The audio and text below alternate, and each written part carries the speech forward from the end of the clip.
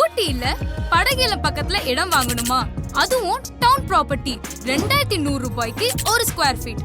உடனே கீழே இருக்கிற நம்பருக்கு கால் பண்ணுங்க.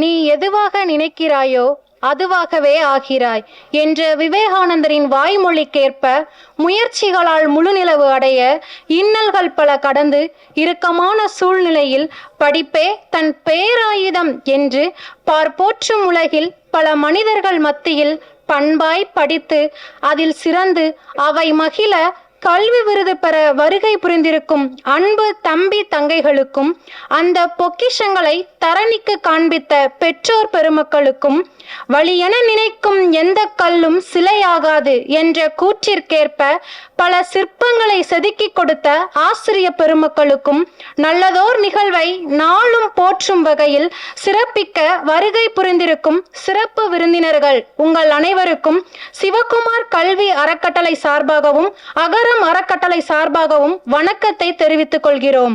நான் உங்கள் 2022ஆம் ஆண்டு அகரம் விதை விஜயலட்சுமி. தற்போது SRM பல்கலைக்கழகத்தில் செயல்முறை மருத்துவம் படித்து வருகிறேன். அடுத்தபடியாக தமிழ்தாய் வாழ்த்து பாட அகரத்தில் பயிலும் தம்பி தங்கைகளை அன்போடு அழைக்கிறோம். அனைவரும் எழுந்து நிற்குமாறு கேட்டுக்கொள்கிறோம். 3ஆம் ஆண்டு இளங்கலை உயிரி தொழில்நுட்பவியல் ஆல்பா கல்லூரியில் படிக்கும் உங்கள் சக்திவேல். அடுத்ததாக நாங்கள் கற்றதையும் பெற்றதையும் எல்லோருக்கும் பகிர்ந்து அளிப்போம் என்ற அகரத்தின் உறுதிமொழிக்கேற்ப இயங்கிக் கொண்டிருக்கும் அகரம் முன்னாள் மாணவர்கள் சங்கத்தின் உறுப்பினர்களான விளைந்த விதைகளை விழா மேடைக்கு அழைக்கிறோம். அவையோர் அனைவருக்கும் மாலை வணக்கம். Shri Sivakumar educational and charitable ட்ரஸ்டின் 45வது பரிசளிப்பு விழாவிற்கு வந்திருக்கும் திரு சிவகுமார் ஐயா அவர்களுக்கும் திரு ஞானி ஐயா அவர்களுக்கும் திரு மாயா ஐயா அவர்களுக்கும் சூர்யா அண்ணா அவர்களுக்கும் கார்த்தி அண்ணா அவர்களுக்கும் மாலை வணக்கம். அண்ட் மிகப்பெரிய என்னோட வெல்கமை வந்துட்டு உங்களுக்கு சொல்லணும்னு ஆசைப்படுறேன். கல்வியே எங்கள் ஆயுதம், கல்வியே எங்கள் கேடயம், கல்வியே எங்கள் சமூக பாதுகாப்பு. இது வெறும் வாக்கியம் இல்லை, எங்களோட வாழ்வாதாரம். நான் மனோஜ்குமார், அகரத்தின் 2015ஆம் ஆண்டு விதை, BE மெக்கானிக்கல் இன்ஜினியரிங் முடிச்சுட்டு இப்போ ஃபோர்டில் டிசைன் இன்ஜினியராக ஒரு பாஸ்ட் 5 இயர்ஸாக ஒர்க் பண்ணிக்கிட்டு இருக்கேன்.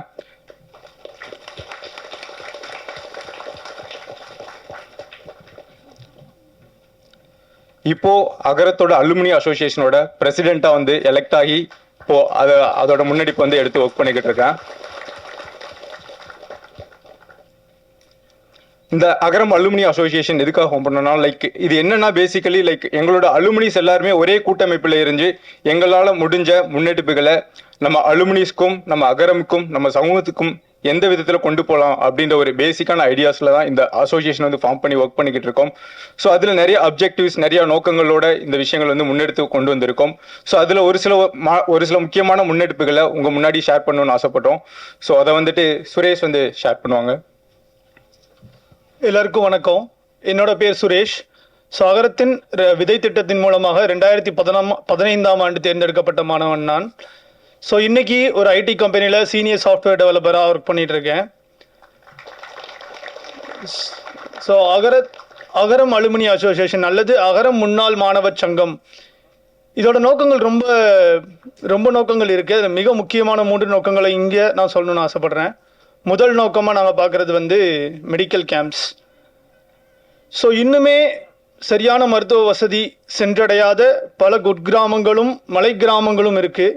ஸோ அங்கே எங்களால் முடிஞ்ச மருத்துவ உதவிகளை தரணும்னு நினைக்கிறோம். அதுவும் இந்த அகரம் மூலமாக படித்து இன்னைக்கு பல இடங்களில் பல நிலைகளில் டாக்டராகவும் நர்ஸாகவும் பல கிரிட்டிக்கல் கேர் யூனிட்டில் டெக்னீஷியன்ஸாகவும் இருக்கிற அகரம் முன்னாள் மாணவர்களை வைத்து, இது முதல் விஷயம். ஸோ ரெண்டாவது விஷயம் வந்து ஸோ அகரமில் நான் முன்ன சொன்ன மாதிரி பல துறைகளில் பல நிலைகளில் நிறைய மாணவர்கள் இருக்காங்க, வேலையில் இருக்காங்க, சில பேர் கவர்மெண்ட் ஜாப்ஸில் இருக்காங்க, சில பேர் ஒரு மேனேஜர் லெவலில் இருக்காங்க.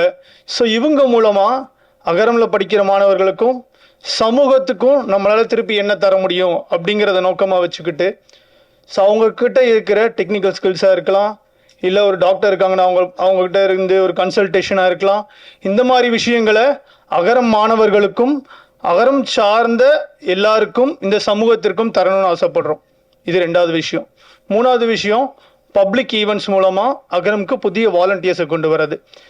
இந்த கல்விங்கிறது மிக எட்டாத கனியாக இன்னும் பல இடங்களில் இருக்குது ஆக்சுவலாக. ஸோ இப்போ நாங்கள் ஒரு மலை கிராமங்களில் போய் ஒரு தேடல் பண்ணோம் ஆக்சுவலாக இந்த செலெக்ஷன் ப்ராசஸில். அப்போ பார்த்தீங்கன்னா ரொம்ப ரொம்ப ஏழ்மையான நிலைமையில் இன்னுமே இருக்காங்க, ரொம்ப ரோடு வசதி இல்லாமல் அந்த மாதிரி நிறைய பேர் இருக்காங்க. ஸோ அதுக்கு என்ன பண்ணலாம் அப்படின்னு பார்க்கும்போது அகரமும் அகரம் அலுமினி அசோசியேஷன் அதுக்காக நிறைய முயற்சிகள் எடுத்துகிட்டு இருக்காங்க. தொடர்ந்து செலெக்ஷன் ப்ராசஸ்லாம் போயிட்டு தான் இருக்காங்க.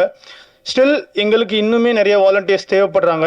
அதுக்காக சமூகம் சார்ந்த நிகழ்வுகள் மூலமாக புதிய தன்னார்வலர்களை அகரம் உள் இணைய வைத்தல், இந்த மாதிரி 3 மெயினான விஷயங்கள் வச்சுருக்கோம். சப்போஸ் நான் ஒரு பொதுவான ஜனமாக இருக்கேன், எனக்கும் அகரமில் தொடர்ந்து பயணிக்கணும்னு ஆசைப்பட்றேன், இல்லை எனக்கும் இந்த அகரமோட செலெக்ஷன் ப்ராசஸ்லையோ இல்லை ஏதோ ஒரு விதத்தில் உள்ளே வரணும் அப்படின்னு நினைக்கிறேன்னா தாராளமாக வரலாம். ஸோ அது உங்கள் டைமாக இருக்கலாம், இல்லை உங்கள் ஃபினான்ஷியல் கான்ட்ரிபியூஷனாக இருக்கலாம், இல்லை என்ன விஷயமா வேணாலும் இருக்கலாம்.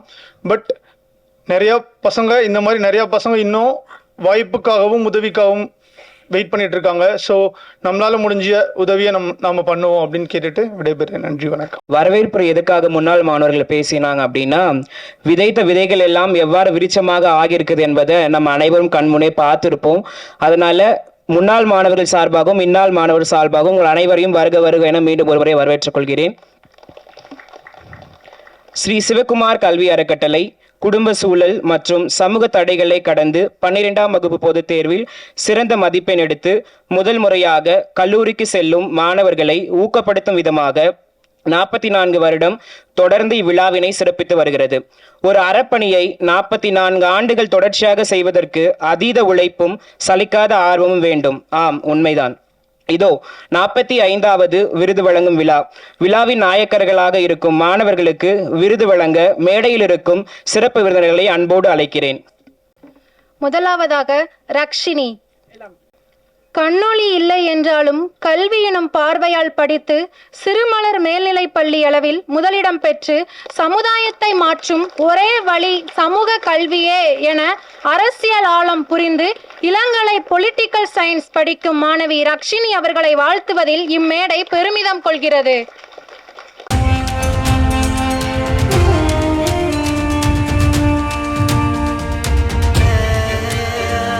அடுத்ததாக சத்யபிரியா. பெற்றோர்கள் இருவரும் மாற்றுத்திறனாளி.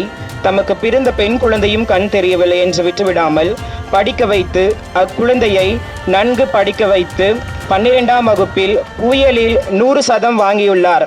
தன்னால் உலகை பார்க்க முடியவில்லை என்றாலும் படிப்பால் உலகை தன்வசம் ஆக்கியவள் சத்யபிரியா. இப்பொழுது எத்திராஜ் மகளிர் கல்லூரியில் இளங்கலை ஆங்கிலம் பயின்று வருகிறார். அவர்களை வரவேற்பதில் பெருமகிழ்ச்சி அடைகிறோம்.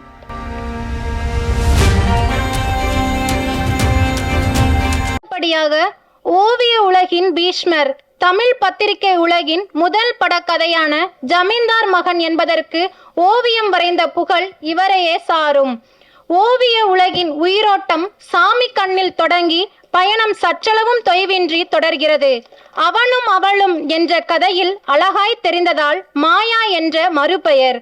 இத்தகைய ஆளுமையை மரியாதை செலுத்த பல்கலைகளையும் தன்னுள் கொண்டு அமைதிக்கு அழகாய் அவையில் அமர்ந்திருக்கும் எங்களின் முன்னோடி சிவகுமார் ஐயா அவர்களை ஓவியர் மாயா ஐயா அவர்களை கௌரவித்து இரு வார்த்தைகள் பேச அழைக்கிறோம். தமிழ்நாட்டில் பிரஷ் பிடிச்சி வாழ்நாள் முழுக்க நான் வரைஞ்சி தான் தீர்வேன்னு 97 வயசு வரைக்கும் வாழ்ந்துட்டு ஒரு மகத்தான மனிதனை பாராட்டுவதிலே நான் பெருமைப்படுகின்றேன். நான் ஒரு நல்ல ஓவியம்தான். ஏன்னா எங்கள் ஷியாம் வந்திருக்கான், மன்னியம் செல்வன்லாம் வந்திருக்காங்க. நான் நல்ல ஓவியம்தான். பட் நான் பயந்தாங்கொள்ளி ஒரு 7 வருஷம் ஓவியம் படிச்சுட்டு ஓடி போயிட்டு நடிகர் நடந்ததுனால தான் இந்த விழாவே நடக்குது. அதையும் நீங்கள் ஞாபகம் வச்சுக்கணும். நீங்கள் அதனால் மாயா அவர்களை பற்றி சும்மா ஒரு சின்ன ஒரு 10 வரி மட்டும் படிச்சிடுறேன். 1927 திருநெல்வேலியில் பிறந்தவர். இப்போ அவருக்கு 97 வயசு ஆகுது. என்னென்ன 3 வருஷம் தான் 100 தொடருக்கு. 100 தொற்றுவார். நம்மளை பயப்பட வேண்டிய அவசியம் இல்லை. சொந்த பெயர் மகாதேவன். பிரிட்டிஷ் அரசாங்கத்தில் அப்பா சர்வேரா வேலை பார்த்ததுனால அடிக்கடி ஊர் மாற்றிட்டே இருந்திருக்காங்க. அதனால சென்னை, செங்கல்பட்டு, காஞ்சிபுரம்னு பல ஊருக்கு மாறும்போது ஸ்கூலு மாறி பல ஸ்கூலில் அவர் படிக்க வேண்டிய வந்துச்சு. சின்ன வயசுலேயே படம் வரையில் அவருக்கு ஆர்வம் வந்திருக்குது. இந்த சினிமா போஸ்டர் படங்களில் பிரிண்ட் செய்யறதுக்கு மெட்டல் என்கிரேவிங்னு ஒரு சிஸ்டம் உண்டு. அது அந்த என்கிரேவிங் பண்ணுறது இவர் பார்த்து ஓவியம் வரையில் அவருக்கு ஆர்வம் வந்துருச்சாமா. பள்ளிக்கூடத்தில் ஸ்டூடெண்ட்ஸும் வாத்தியார்களும் இந்த மாதிரி ரெக்கார்டு நோட்டில் அந்த படம் போடுறதுன்னா அது ரொம்ப கஷ்டம். இப்போ முதுகு தண்டு படமெல்லாம் ஈஸியாக வரைய முடியாது. இவருக்கு அந்த மாதிரி நிறைய பேருக்கு படம் வரைஞ்சி கொடுத்து காலனா அரையனா சாக்லேட்டு மாதிரி அந்த கால சாக்லேட் எது வேற பப்பரம் விட்டு வாங்கி கொடுத்துருப்பாங்க உங்களுக்கு. நான் அதே மாதிரி முதுகு தண்டு என் கிளாஸ்மேட்ஸுக்கெல்லாம் வரைஞ்சி கொடுத்து நான் அந்த மாதிரிலாம் பொருளாக வாங்கியிருக்கேன். அந்த மாதிரி ஸ்கூலில் இவர் பண்ணியிருக்கிறாரு.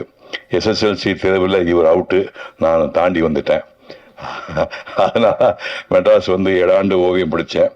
தோல்வி அடைஞ்சதுனால பிக்சர் போஸ்ட்னு ஒரு சினிமா பத்திரிக்கையில் இவருக்கு வாய்ப்பு கிடைக்குது. அதுக்கப்புறம் வீக்லி மேகசின் போய் ஆனந்தவுடன் குமுதத்தில் பல ஆண்டுகள் ஓவியராக பணியாற்றார். அதுக்கப்புறம் ஃப்ரீலான்சர் ஆகிட்டு குமுதமில் ஜெயலலிதா அம்மையார் தொடர் எழுதுனாங்க. அதெல்லாம் இந்த ஜென்ரேஷன் தெரியாது. குமுதில் தொடர் அவங்க ஒரு 30-40 வாரம் எழுதுனாங்க. அந்த தொடருக்கு மாயா அவர்கள் ஓவியம் வரைஞ்சனால ஜெயலலிதாவை ஃபோன் பண்ணி கூப்பிட்டு உங்கள் ஓவியங்கள் ரொம்ப பிரமாதம் இந்த அம்மாவே பாராட்டி சொன்னாங்களாம். ஒரு கட்டத்தில் கிளைமாக்ஸ் அவருக்கு இப்படியே உத்து பார்த்து படம் வந்தீங்கன்னா இன்னும் 6 மாதத்துக்குள்ளே டோட்டலாக பிளைண்ட் ஆகிட போகிறீங்க, ஒரு கண் பார்வை போயிட போகுதுன்னு சொன்ன உடனே வீட்டில் உள்ளவங்க 4 பொண்ணுங்க ஒரு பையன் மருமகுமாறு பேரம்பேத்தி அழுகிறாங்க. இனிமேல் படமாக வரையா, நீ உயிரோடு இருந்தால் போதும் படம் வரையான்னு சொல்லிட்டு 10 ஆண்டுகள் கையை கட்டி போட்டாங்க அவனுக்கு. அதுக்கப்புறம் 10 ஆண்டுகள் எல்லா பத்திரிக்கையும் தகவல் கொடுத்து நான் ஓவியம் வரைய முடியாமல் இருக்க மன்னிச்சுங்கன்னு சொல்லி அதுக்கப்புறமா சும்மா இருக்கல 72 வயசுல பழையபடி மாயா வெட்டிங் கார்டு டிசைன் பண்ணுற வேலையை ஆரம்பிச்சார். 10 வருஷம் வெயிட் பண்ணி இப்போ மாயா வெட்டிங் கார்டு டிசைன் ஓப்பன் பண்ணிங்கன்னா அது படமெல்லாம் வரும். அது என்ன பண்ணுறாருன்னா பொண்ணு கல்யாணத்துக்கு பல்லக்கில் வர்ற மாதிரி படம் வரைவார். அதுக்கப்புறம் மாப்பிள்ளை குதிரையில் வர்ற மாதிரி வரைவார். குதிரையில் வர்ற மாப்பிள்ளை பல்லக்கில் பொண்ணை கீழே இறங்கி கை கொடுத்து உள்ள கூட்டி போகிற மாதிரி அந்த ஒரு கல்யாணத்துக்கு என்னென்ன சடங்கு நடக்கும் அந்த சடங்குகளை பூராமே அந்த வெட்டிங் கார்டு பார்த்தாரு. எல்லா படங்களையும் இவர் வரைஞ்சி கொடுப்பார். அந்த மாதிரி பண்ணுறாரு.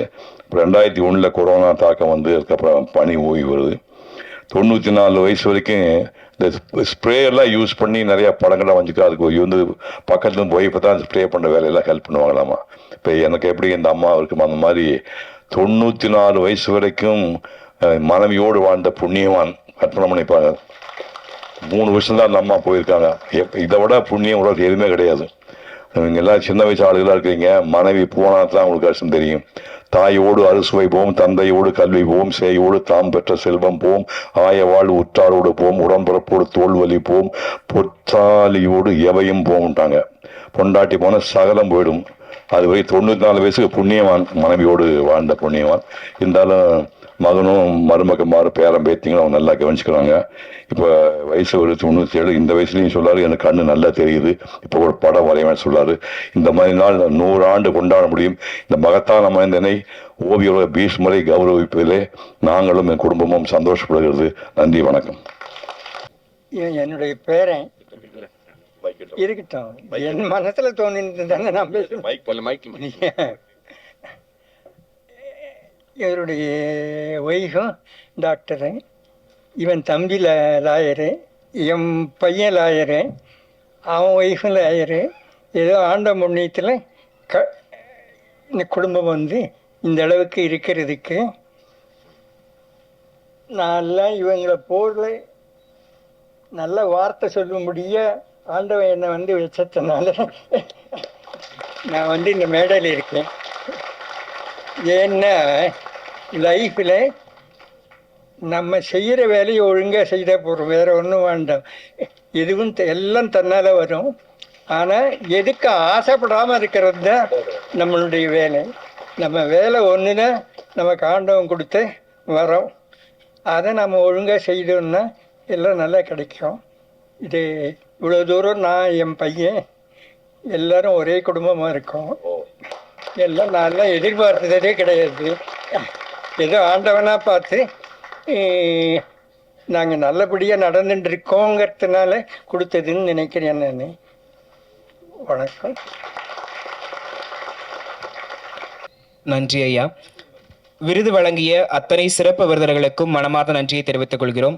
அதனைத் தொடர்ந்து குழு புகைப்படம் எடுக்க இருப்பதால் விருது வாங்கிய மாணவர்கள் அனைவரும் மேடைக்கு வருமாறு கேட்டுக்கொள்கிறோம்.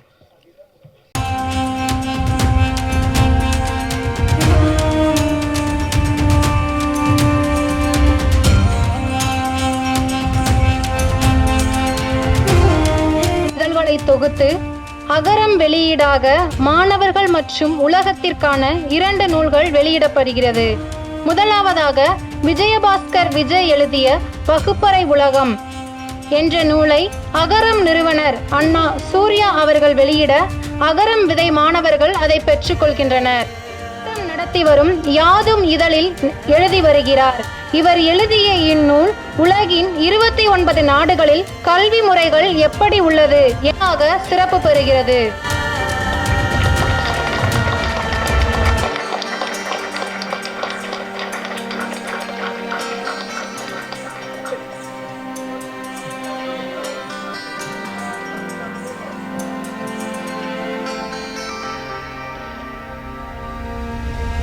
பேசும் குழந்தைகள் உழவன் அறக்கட்டளை நிறுவனர் அண்ணா கார்த்தி அவர்கள் வெளியிட அகர மாணவ செல்வங்கள் குழுவாக பெற்றுக்கொள்கின்றனர். நாதன் தமிழில் சிறுகதைகள் கட்டுரைகள் எழுதி வரும் எழுத்தாளர்.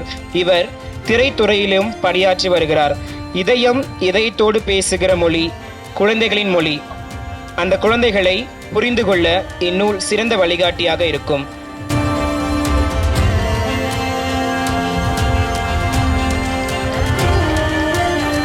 புத்தக வெளியீடு செய்த மற்றும் பெற்றுக்கொண்ட அத்தனை சிறப்பு விருந்தினர்களுக்கும் மனமார்ந்த நன்றியை தெரிவித்துக் கொள்கிறோம். நோக்கம் மிகுந்திருக்கும் இன்றைய நாட்களில் தாய் தமிழ் தொடக்கப் பள்ளியை நிறுவி தாய்மொழி கல்வியே சிறந்த கல்வி முறை என்று உறுதியுடன் நடத்தி வரும் திண்டிவனம் கல்வி மேம்பாட்டு குழுவுக்கு நன்றிகள். விளிம்பு நிலை மக்கள் அதிகம் வசிக்கும் பகுதியில் இலவச கல்வியை வழங்குவதோடு மதிய உணவு திட்டத்தை புரவலர்களின் உதவியுடன் மேற்கொண்டு முன்மாதிரி பள்ளியாக தொடர்ந்து வருகிறீர்கள். தாய்மொழி கல்விக்கு உறுதுணையாக கடந்த 15 ஆண்டுகளாக இலவச பள்ளியை நடத்திட தேவைப்படும் நிதி ஆதாரங்களில் சிறு பகுதியை தொடர்ந்து வழங்கி வருவதில் மகிழ்ச்சி அடைகிறோம். நிதி நல்கையை பெறுவதற்காக தாய் தமிழ் பள்ளி குழுவினர் அனைவரையும் மேடைக்கு அழைக்கிறோம்.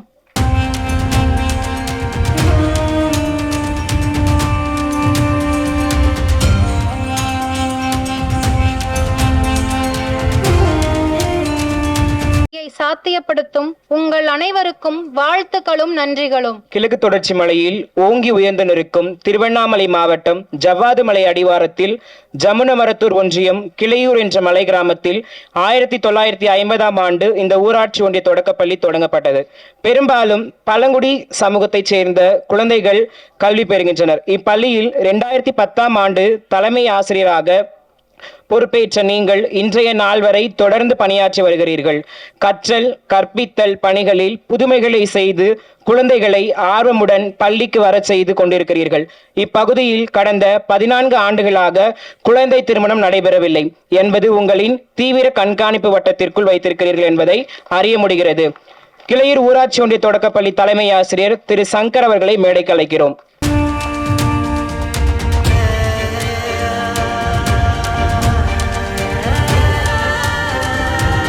உங்கள் தன்னலமில்லாத பணியை அங்கீகரிக்கும் வகையில் ஸ்ரீ சிவகுமார் கல்வி அறக்கட்டளையின் 45வது ஆண்டு விழா மேடையில் உங்களை கௌரவிப்பதில் நாங்கள் பெருமை கொள்கிறோம்.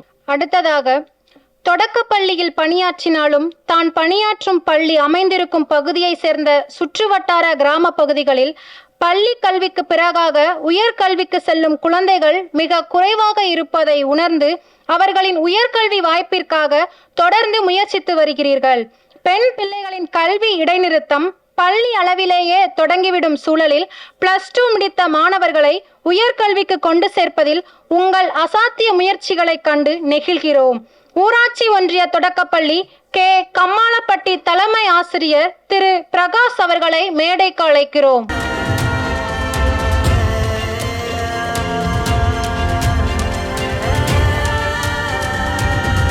உங்கள் தன்னலமில்லாத பணியை அங்கீகரிக்கும் வகையில் ஸ்ரீ சிவகுமார் கல்வி அறக்கட்டளையின் 45வது ஆண்டு விழா மேடையில் கௌரவிப்பதில் நாங்கள் பெருமை அடைகின்றோம். நன்றி ஐயா. அடுத்தபடியாக, தகரமாய் திரிந்தவர்களை தங்கமாய் மாற்றியது சிகரமாய் உயர்ந்து நிற்கும் அகரமெனும் அன்புமலை. இவ்விழாவில் பங்கு பெற்ற ஒரு சில மாணவர்களை அவர்களுடைய அனுபவங்களை பகிர்ந்து கொள்ளுமாறு கேட்டுக்கொள்கிறோம். முதலாவதாக சத்யபிரியா தங்கையை பேச அழைக்கிறோம். Good evening all. My name is Sathyapriya. நான் மதுரையிலேருந்து வந்திருக்கேன். நான் எத்திராஜ் காலேஜில் பிஏ இங்கிலீஷ் லிட்ரேச்சர் படிக்கிறேன். என்னோடய அம்மா அப்பா 2 பேருமே பிளைண்டு, நானும் பிளைண்டு. நான் Chennai little flower convent higher secondary school for the visually இம்பேர்டில் படிச்சிருக்கேன். Thank you Shri Sivakumar sir charitable trust and Agaram Charitable Trust. Thank you, sir. Thank you so much for your wonderful award. Thank you, sir. அடுத்தபடியாக தங்கை கோலி என்றே அழைக்கிறோம். Good evening, everyone. My name is Kolnehat Kipgen. I'm from Manipur. Tonight, I would like to share something about Manipur. As my state has been under a war since 2023, there is a lot of violence and suffering all that time. I belong to the Kukizo tribes and we are all suffering a lot. If not for this violence, I would have been studying in a college in Manipur itself. I'm grateful to be studying here, but many students from Manipur have dropped out of their schools and college. They can't afford an education. They can't even lead a normal life. Thousands are in relief camps, not being able to afford even basic food. I'm praying for peace to return to Manipur as soon as possible. I hope this war ends soon, so that the future of many students like me is not lost. Please pray for us. I'm thankful for this opportunity. Thank you so much. அடுத்தபடியாக தங்கை தாரிணியை அழைக்கிறோம். Good evening எல்லாருக்கும். நான் என் பேர் Tharini, Sulur girls ஸ்கூலில் படித்தேன். இப்போ BA LLB Coimbatore லா காலேஜில் படிக்கிறேன். இதுக்கு அகரம் ஃபவுண்டேஷனும் சிவகுமார் சாரோட சேரிட்டபிள் ட்ரஸ்ட்டும் எனக்கு ஃபுல்லாக ஹெல்ப் பண்ணுறாங்க. அதுக்கு ரொம்ப தேங்க்ஸ் சொல்லிக்கிறேன். நான் கண்டிப்பாக 5 இயர்ஸ் கழிச்சு உங்கள் கூட சேர்ந்து எல்லாருக்கும் இதே மாதிரி சர்வீஸ் பண்ணுவேன், கண்டிப்பாக சொல்கிறேன். தேங்க்யூ எல்லாருக்கும். தேங்க்யூ. மாணவர்களை தொடர்ந்து பெற்றோர்களை பேச அழைக்கிறோம். பெற்றோர் நௌஷத் அவர்களை மேடை கலைக்கிறோம். என் முதல் நன்றியை தெரிவித்துக் கொள்கிறேன். கல்விக்காக உதவி செய்யும் திரு சிவகுமார் ஐயா அவர்களுக்கு என்னுடைய மிக்க நன்றி. நன்றி ஐயா. இந்த அரங்கையும் எங்கள் உள்ளங்களையும் உணர்ச்சிகளால் உறைய வைத்த மாணவர்களுக்கும் அவர்களின் பெற்றோர்களுக்கும் எங்களின் மனமார்ந்த நன்றிகளை தெரிவித்துக் கொள்கிறோம். விழாவின் தொடர்ச்சியாக ஊதுகுழலை கையில் எடுக்கும் பெண்கள் எழுதுகோலை கையில் எடுக்க வேண்டும்.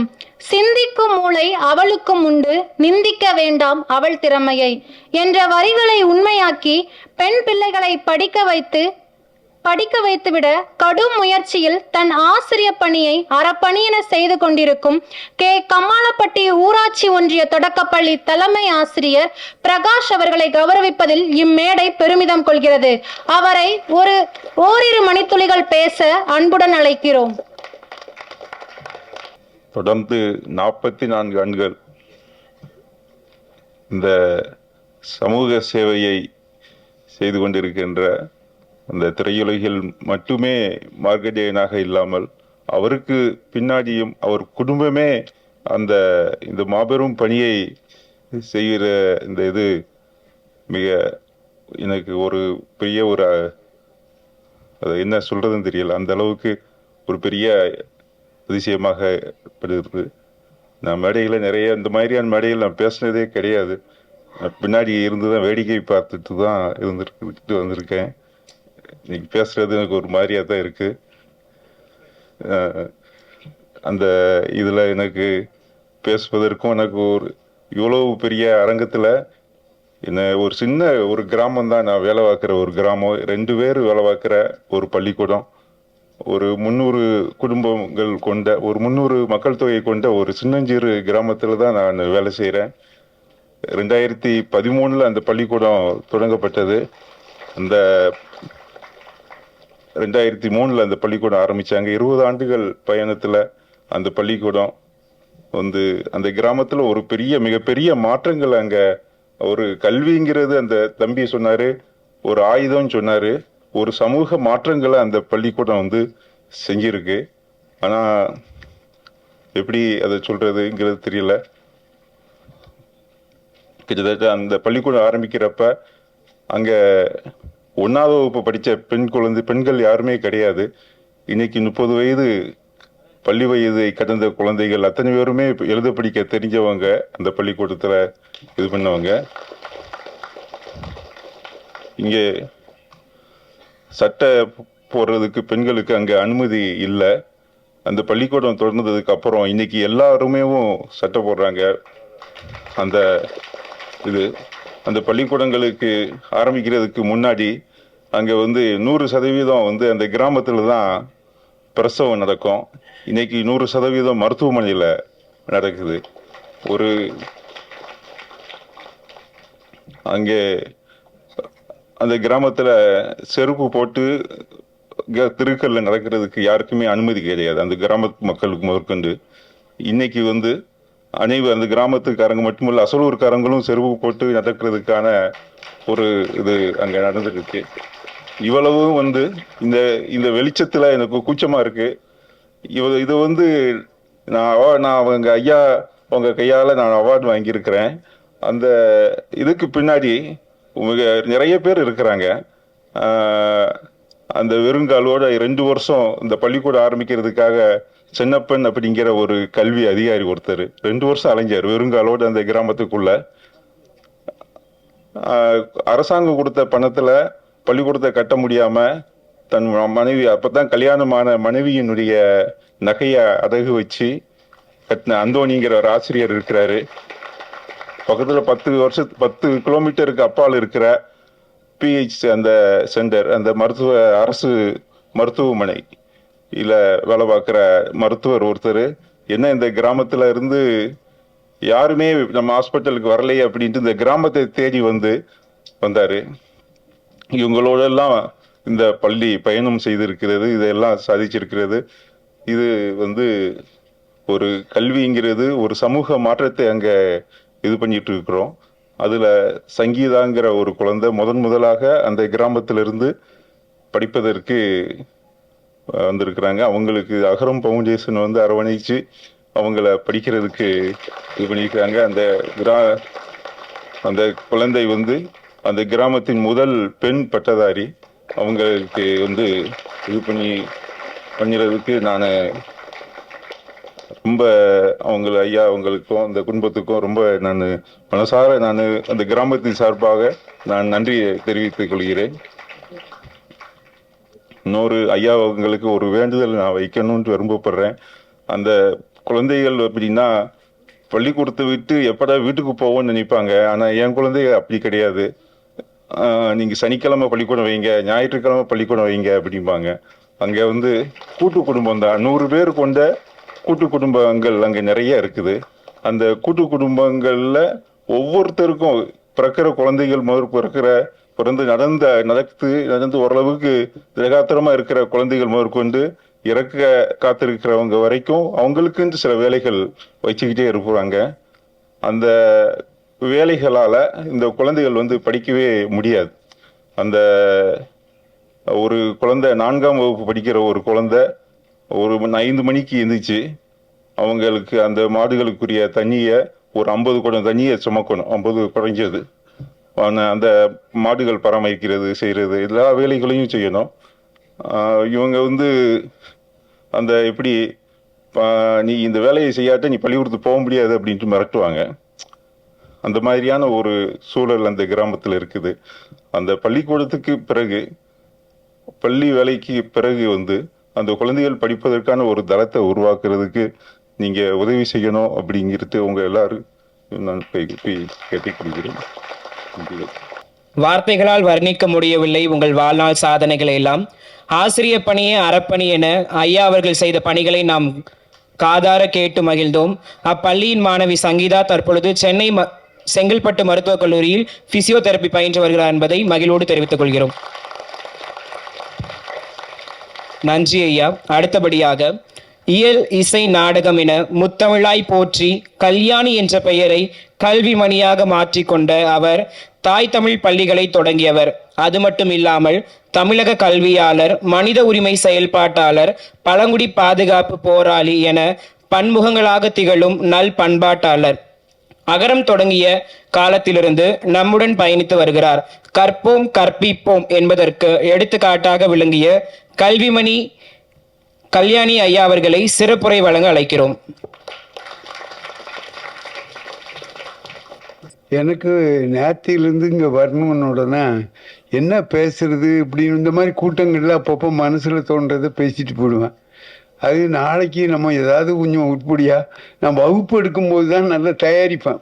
பாடத்தை நல்லா படிச்சுட்டு வகுப்பில் போய் எடுக்கிறது அதுதான் பழக்கம்.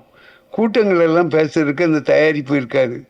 ஆனால் நேற்று என்ன நினச்சேன்னாக்கா, இல்லை அங்கே அகரம் வாலண்டியர்ஸ்லாம் இருக்காங்க, கல்வியாளர்கள், அவங்களுக்கு ஏதோ நம்ம கருத்தை சொல்லி ஆகணும் அப்படிங்கிறதுக்காக உட்காந்து ஏதாவது குறிப்பு எடுக்கணுங்கிறதுக்காக ஒரு முயற்சி பண்ணேன். அதுவே இன்னைக்கு முழுக்க எனக்கு குழப்பத்தில் இருக்கு. எதை எப்படி சொல்றது, எப்படி சொன்னால் சரியா இருக்கும் அப்படிங்கிறதுக்காக. அதனால நீங்க எல்லாரும் முதல்ல அந்த ஒரு டென்ஷனா இருக்கிறீங்க பாருங்க, அது இருக்கக்கூடாது. முதல்ல நீங்க ஃப்ரீ ஆகிடும். ஏதோ இங்க வந்து ஒரு பெரிய பெரிய கருத்துக்கள்லாம் சொல்ல போறாரு அப்படின்னு நீங்க நினைச்சீங்கன்னா அது நல்லா இருக்காது. ஏதோ நம்ம கூட வந்து ஏதோ சில கருத்துக்களை சொல்றாருங்கிற அளவுல மட்டும் இருந்தால் போதும்னு நினைக்கிறேன். முதல்ல இந்த சிவகுமார் கல்வி அறக்கட்டளை ஒரு 45 வருஷம் எல்லாருமே சொன்னாங்க. அதுக்கப்புறம் அகரம் ஃபவுண்டேஷன், இது அதில் வழிகாட்டிகள், இது எல்லா பாடங்களும் இருக்குது. அதனால் இப்போ ஒவ்வொரு தலைவர்களையும் எப்படிடா பாராட்டி பேசுறதுன்னே ஒவ்வொரு கூட்டங்கள்லையும் அவங்கவுங்க கட்சி தலைவரை போட்டி போட்டு பாராட்டி பேசுவாங்க. அப்போ நம்ம எப்படிடா பாராட்டலாம் அப்படின்னு நினச்சேன். அந்த இது ஒரு வழிகாட்டி பல்கலைக்கழகம் அப்படின்னு சொல்லலாம்னு நினச்சேன்.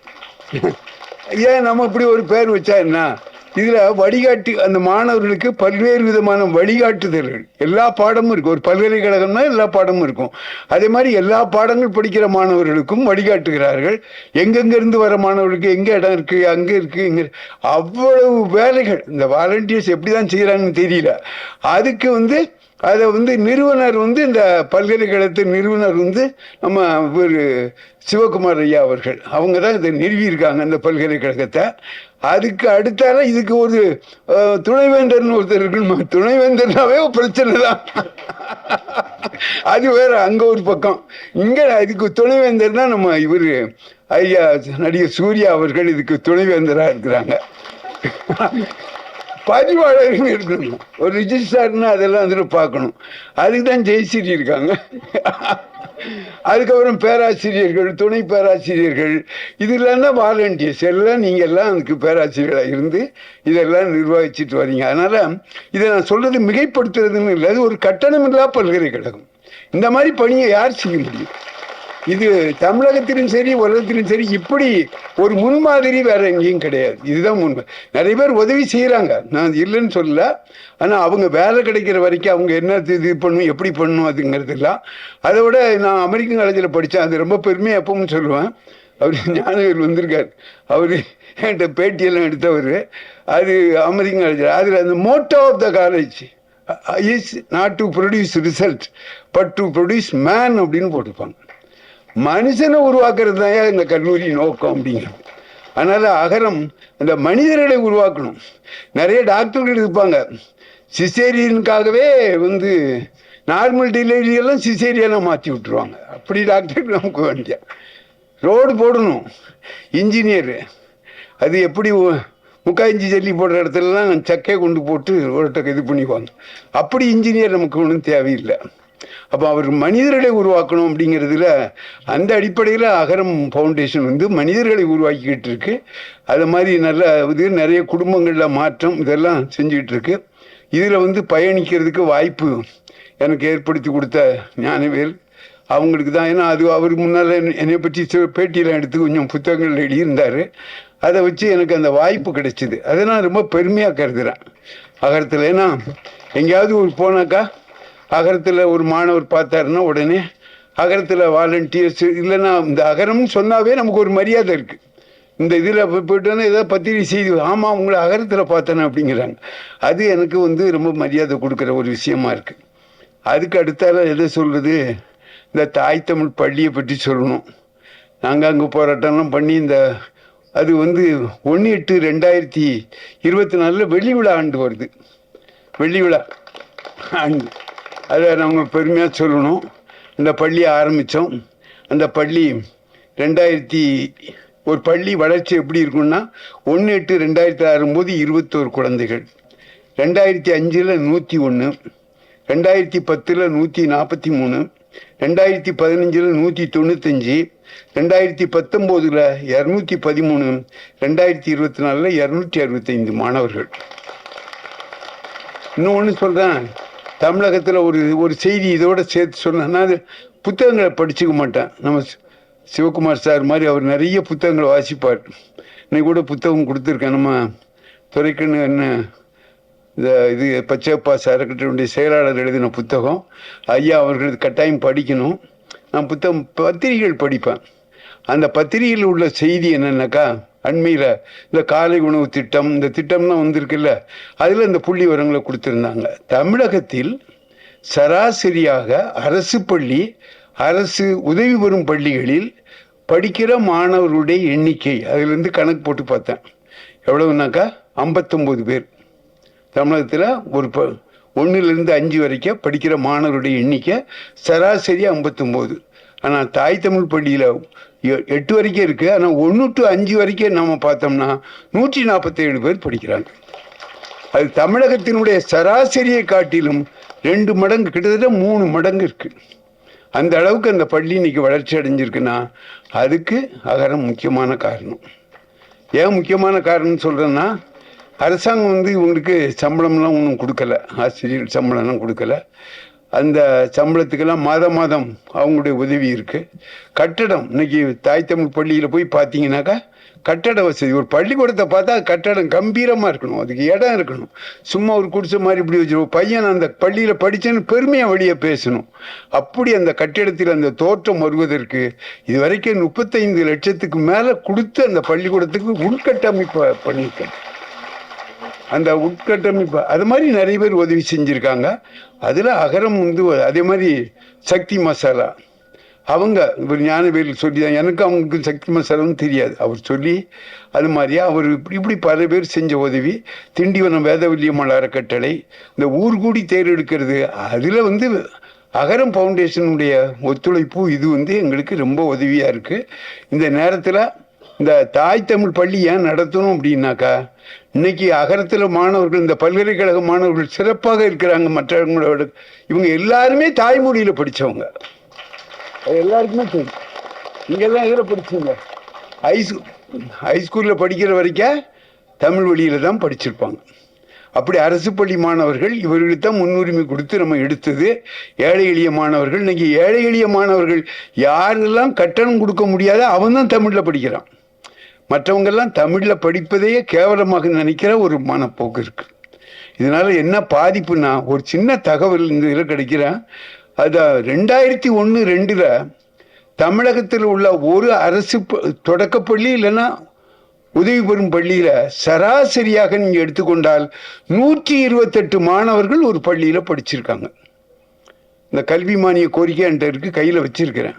ஆனால் இன்று அந்த மாணவருடைய எண்ணிக்கை 59 ஆயிடுச்சு. அப்படின்னா என்ன அர்த்தம்? அவ்வளவு பள்ளிகள்லையும் எல்லாரும் அப்ப 40 லட்சம் மாணவர்கள் அரசு பள்ளி, அரசு உதவி பெறும் பள்ளிகளில் 40 லட்சம் மாணவர்கள் படிச்சிருக்காங்க. இன்னைக்கு 20 லட்சம் மாணவர்கள் தான் படிக்கிறாங்க. பாதியா குறைஞ்சிருக்கு. இந்த பாதியா குறைகிறதுக்கு என்ன காரணம்னா, தமிழ்ல படிச்சா எதிர்காலம் கிடையாது, தாய்மொழியில படிச்சா எதிர்காலம் கிடையாது அப்படிங்கிற. என் பேத்தி உங்க பள்ளியில தான் முதல்ல படிச்சா, இப்போ பாலிடெக்னிக்ல லெக்சரரா இருக்கிறா. நிறைய தமிழ்ல படிச்சவங்க இன்னைக்கு அகரத்துல உள்ளவங்க எல்லாம் தாய்மொழியில் படித்தால் நல்ல எதிர்காலம் இருப்பதற்கு அகரமே ஒரு முன் உதாரணம். அகரத்துல உள்ளவங்க எல்லாருமே தாய்மொழியில படிச்சவங்க. தாய்மொழியில படிச்சா நீ எது வேணாலும் பண்ண முடியும். ஆனால் இந்த நேரத்தில் அரசாங்கத்துக்கு நம்ம வைக்கிற கோரிக்கை, எங்க மாதிரி தாய் தமிழ் பள்ளி மாதிரி உள்ள பள்ளிகளுக்கு அரசாங்கம் நிதி உதவி கொடுக்கணும். பெரிய காசு ஒன்றும் கிடையாது, ஒரு 10 கோடி கூட வராது. தமிழகத்தினுடைய அரசு பட்ஜெட் 40,299 கோடி. அதில் ஒரு 2 விழுக்காடு கூட கிடையாது, 0.25 விழுக்காடு கூட வராது. ஒரு சின்ன காசு தான். அது நினைச்சா அரசாங்கம் செய்ய முடியும். அந்த மாதிரி செய்யணும்னு நினச்சிக்கிறோம். அதுக்கு அடுத்தால இப்போ பழங்குடியினருக்கு நாங்கள்லாம் அந்த காலத்தில் போராட்டம் பண்ணும்போது என்ன செய்வோம்னாக்கா, சாதி சான்று கொடு. சாதி சான்று பிரச்சனை வேற யாருக்கும் கிடையாது, பழங்குடியினருக்கு தான். போலீஸ் என்ன செய்வாங்கன்னா, அவன் கண்டுபிடிக்க முடியாத திருட்டு வழக்கு. எங்கள் திருநெல்வேலி மாவட்டத்தில், நான் திருநெல்வேலி மாவட்டத்துக்காரன், அங்கே ஒரு பழமொழி உண்டு, கடலம் பெருசா காப்பாம் பெருசாம்பாங்க. திருடுன்னு நினைக்கிறவன் திருடிடுவான், நீ எவ்வளவுனாலும் ஒன்றும் பண்ணிட முடியாது. அதை அப்போ கண்டுபிடிக்க முடியாத திருட்டு வழக்கை நம்ம போலீஸ் ஒன்றும் கண்டுபிடிச்சிட முடியுமா என்ன? எல்லா வழக்கையும். அப்போ கண்டுபிடிக்க முடியாத திருட்டு வழக்கை என்ன பண்ணுவாங்கன்னா, இருவலரை பிடிச்சி அவனை இது பண்ணிடுவாங்க. அந்த மாதிரி பாதிப்பு. அதே மாதிரி சாதி சான்று, இப்படி பல பிரச்சனைகள் இருந்தது. நாங்கள் ஊர்வலம் இதெல்லாம் போய் இதெல்லாம் பண்ணுவோம். அதெல்லாம் பண்ணி அதிகாரிகள் கண்டுக்குவாங்க, கண்டுக்காமல் இருப்பாங்க. அப்படிலாம் இருந்தது. இந்த ஜெய்பீம் படம் வந்தது பாருங்க, அந்த ஜெய்பீம் படத்தை, அது மட்டும் இல்லை, வெறும் ஜெய்பீம் படமா மட்டும் இல்லாமல் அதில் அவரே நடித்தார்.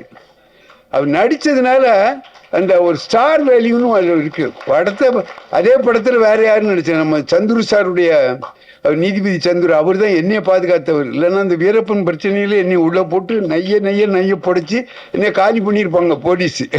அவர் பாதுகாத்தது அவர் சந்துரு சார் தான். இந்த வழக்கெல்லாம் ஆடி அந்த இதில் நடித்து அவ்வளவு நடிச்சதை பற்றி சொல்ல வேண்டியதில் அவ்வளோ பிரமாதமாக இருந்தது. ஏன்னா அவர் சந்துரு சாரோட நான் நெருங்கி பழகினவன், என்னுடைய வழக்கெல்லாம் நான் நடத்தினவர். அதனால் அந்த இதில் நடித்து அந்த படம் போச்சுது பாருங்க, ஓடிடி தளத்தில் உலகம் முழுக்க அந்த பிரச்சனை தெரிஞ்சு போச்சு. இப்போ நாங்கள் அதிகாரிகளை போய் தேடி போய் மனு கொடுக்கறது போக, உடனே அப்போ ஐயா தான் அந்த படத்தை பார்த்தது அவங்க முதலமைச்சர் குடும்பத்தோடு வந்து பார்த்த உடனே கரெக்டாக ஒரு 2 வாரத்தில் உடனே எது போட்டாங்க, ஒரு ஆணை போட்டு அதிகாரிகள்லாம் இருளர் குடியிருப்பை நோக்கி எங்க இருக்காங்க தேடி வந்தாங்க.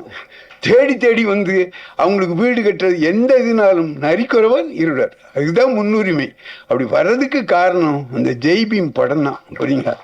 அதில் அவங்களே அந்த படத்தை தயாரித்து எடுத்தது இன்னும் இந்த போலீஸ் பிரச்சனை இதெல்லாம் இருக்கு. அந்த பிரச்சனையை அவ்வளோ ஈஸியாக ஒன்றும் பண்ணிட முடியாதுன்னு உங்களுக்கும் தெரியும், எல்லாத்துக்கும் தெரியும். இருந்தாலும் மொத்தத்தில் முன்னால மாதிரி பிடிச்சிட்டு போனால் உடனே இப்போ இருளர் போய் ஒரு ஸ்டேஷனில் புகார் கொடுத்தா போலீஸ்காரங்க பயப்பட ஆரம்பிக்கிறாங்க. இது என்ன பிரச்சனை ஆகுமோ, இது என்ன சிக்கல் ஆகுமோ அப்படிங்கிற அளவுக்கு அந்த பிரச்சனையை மாற்றினதுக்கு காரணம் இது ஐயாவுக்கு சொல்லணும். அதோட அந்த படத்தை தயாரிச்சோட 1 கோடி ரூபா எங்கள் பழங்குடியில் உள்ள கல்வி அறக்கட்டளைக்கு ரூபா கொடுத்துருக்காங்க. நாங்கள் அதை வச்சு நாங்கள் பரிசு அளிக்கிறதெல்லாம் வகுப்பில் முதல் மாணவர் அப்படி இருந்தாலும் பரிசு அப்படிதான் கொடுத்து ஆகணும். பள்ளிக்கூடத்துக்கு முதல் மார்க்கு 2 மார்க்கு. ஆனால் நாங்கள் என்ன செய்வோம்னா, எங்களுக்கு கல்வி இதில் பழங்குடியினரில் எழுத்தறிவது ரொம்ப குறைவு. அந்த அடிப்படையில் நாங்கள் என்ன செய்வோம்னாக்கா, 10ஆவது பொதுத் தேர்வு யாரெல்லாம் பாஸ் பண்ணியிருக்கானோ, எவ்வளோ மார்க் எடுத்தாலும் எல்லாத்துக்கும் பரிசு. போ +2 எவனெல்லாம் பாஸ் பண்ணானோ எல்லாத்துக்கும் பரிசு. பப்ளிக் எக்ஸாம் டிகிரி பாஸ் பண்ண வைக்கலாம். நம்ம இங்கே வந்திருந்தார் கல்வி அறக்கட்டளையுடைய செயலாளர். போன இடத்துல தீர்மானம் போடும்போது, சார் என்ன சார் நீங்கள், நான் திருநெல்வேலிக்காரன், கொஞ்சம் கஞ்சத்தனம், என்ன சார் நீங்கள் ரொம்ப கஞ்சத்தனம், திருநெல்வேலிக்காரங்க யாரும் இருந்தோம் கஞ்சத்தனம் 10வது பாஸ் பண்ணவங்களுக்கு 2000 கொடுப்போம் சார். +2 முடித்தவங்களுக்கு 3000 சார். டிகிரி முடித்தவங்களுக்கெல்லாம் 5000 கொடுக்கணும் சார். அப்படியெல்லாம் கொடுப்பதற்கு காரணம் வந்து நீங்கள் கொடுத்த அந்த ஒரு இந்த துறைகள் தான், புரியுங்களா? அந்த ரூபா வச்சிருக்கிறோம், பத்திரமா வச்சுருக்கோம், ஆடிட்டு இதெல்லாம் வச்சுருக்கோம். அது நிறைய பேர் டிவிலெல்லாம் அது இதை போட்டு இது பொய் பிரச்சாரம் பண்ணி அது விளம்பரங்க. விடுதி கட்ட போகிறோம், பழங்குடி இருளர் மாணவர்களுக்கு என்று 2 விடுதி கட்ட போகிறோம். அடுத்தாலும் அந்த விடுதியை நீங்கள் தான் வந்து தொடங்கி வைக்கணும். அந்த விடுதியை அந்த அளவுக்கு அது விரைவாக கட்டி முடிப்போங்கிறத இந்த நேரத்தில் சொல்லிக்கிறேன். அது ஒன்று அந்த தகவலாம் சொல்லிட்டோம். அதுக்கப்புறம் தமிழக அரசுக்கு சில கோரிக்கைகள் இந்த நேரத்தில் சொன்னால் சரியாக இருக்கும்னு நினைக்கிறேன். ஏன்னா அங்கே இப்போ இல்லம் தேடி கல்வி இதிலெல்லாம் நம்ம அகரம் கல்வி அறக்கட்டளையில் உள்ள நம்ம ஜெயஸ்ரீ போன்றவர்கள், ஷில்பா போன்றவர்கள்லாம் அரசாங்க அதிகாரியோடு நெருக்கமாக இருந்து பணி செஞ்சுட்டு இருக்காங்க. அதனால் இங்கே நான் கோரிக்கை வைக்கிறது அரசாங்கத்துக்கு கோரிக்கை வச்ச மாதிரி தான். அந்த அடிப்படையில் வேற கூகுளியா அந்த அடிப்படையில் இந்த கோரிக்கைன்னு சொல்ல கடமைப்பட்டிருக்கேன். வேற ஒன்றும் இல்லை, ரொம்ப எளிதான கோரிக்கை தான். நான் முதல்ல சொன்ன இந்த அரசு பள்ளி, அரசு உதவி பெறும் பள்ளி, இந்த பகுதி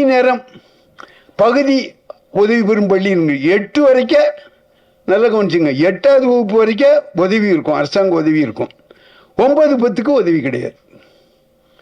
அப்புறம் 5வது வரைக்கும் உதவி இருக்கும், 6, 7, 8க்கு உதவி கிடையாது. இது பகுதி அரசு உதவி பெறும் பள்ளிகள்னு பேர், புரியுதுங்களா? இந்த பள்ளி அரசாங்கம் மெட்ரிகுலேஷன் ஸ்கூலில் படிக்கிற கல்வி உரிமை சட்டத்தில் அதுக்கெல்லாம் உருவாக்கிச்சிருங்க. ஒரு ஆசிரியருக்கு அரசாங்கம் ஒரு மாணவருக்காக அரசாங்கம் 30,000 இருந்து எவ்வளவு செலவழிக்கிறாங்கன்னாக்கா 60,000 வரைக்கும் ஒரு மாணவருக்கு ஒரு வருஷத்துக்கு ஆசிரியர் சம்பளமாக கொடுக்குது. அது கொடுக்கணும். ஏன்னா ஆசிரியர் தான் ரொம்ப முக்கியம். கட்டடம் இல்லாமல் பள்ளி இயங்க முடியும், நூலகம் இல்லாமல் பள்ளி இயங்க முடியும். ஆனால் வாத்தியார் இல்லாமல் பள்ளிக்கூடம் இயங்க முடியாது. வாத்தியாருங்கிறது ரொம்ப முக்கியம். அப்போ 8வது வரைக்கும் படிக்கிற பையனுக்கு என்ன கிடைக்கும்? வாத்தியாருக்கு அவருக்கு அந்த பையனுக்காக 40,000 50,000 செலவழிக்கிற இந்த அரசாங்கம் அவன் 9வது அதே பள்ளியில் படிப்பான், அவனுக்கு கிடையாது, அவனுக்கு அதுக்கு உதவி கிடையாது. அவனுக்கு என்னதுன்னா அவன் அந்த நிர்வாகமே அவங்க அங்கே கொஞ்சம் வசூல் பண்ணி ஒரு 6,000 7,000 அப்படி கொடுக்கறது. இவங்களுக்கெல்லாம் 40,000 50,000 சம்பளம் கிடைக்கும். இதை வந்து அரசாங்கம் பரிசீலனை பண்ணணும். அதனால் எல்லாம் அந்த மாணவர்கள் தமிழகத்தில் எவ்வளோ இருக்காங்கன்னா 47,661 மாணவர்கள். அவர்களுக்கு இது செலவு செய்கிறதுக்கு ஒரு 70 கோடி 80 கோடி தான் செலவாகும். தமிழக அரசினுடைய கல்வி பட்ஜெட் வந்து 40,299 பள்ளிக்கல்வி பட்ஜெட்டு. அதில் 0.25% தான்.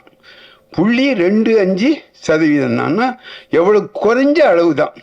மனசு வச்சா தமிழக முதல்வர் இல்லைன்னா பள்ளிக்கல்வித்துறை மனசு வச்சு அதை செய்யணும் அப்படிங்கிறத இந்த நேரத்தில் சொல்லிக்கிறேன். 1.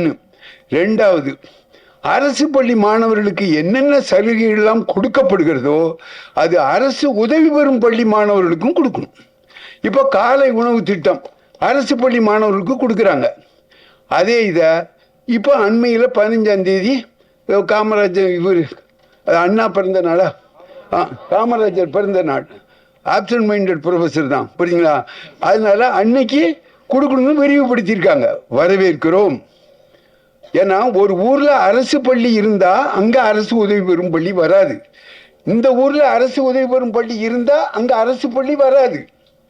அப்போ அரசு பள்ளியில் படித்தவனுக்கு கிடைக்கும்னா இவன் என்ன பாவம் செஞ்சான்? இவன் இந்த ஊரில் பிறந்து வளர்ந்துருக்கான், அவன் அந்த பள்ளியில் தானே படிப்பான்.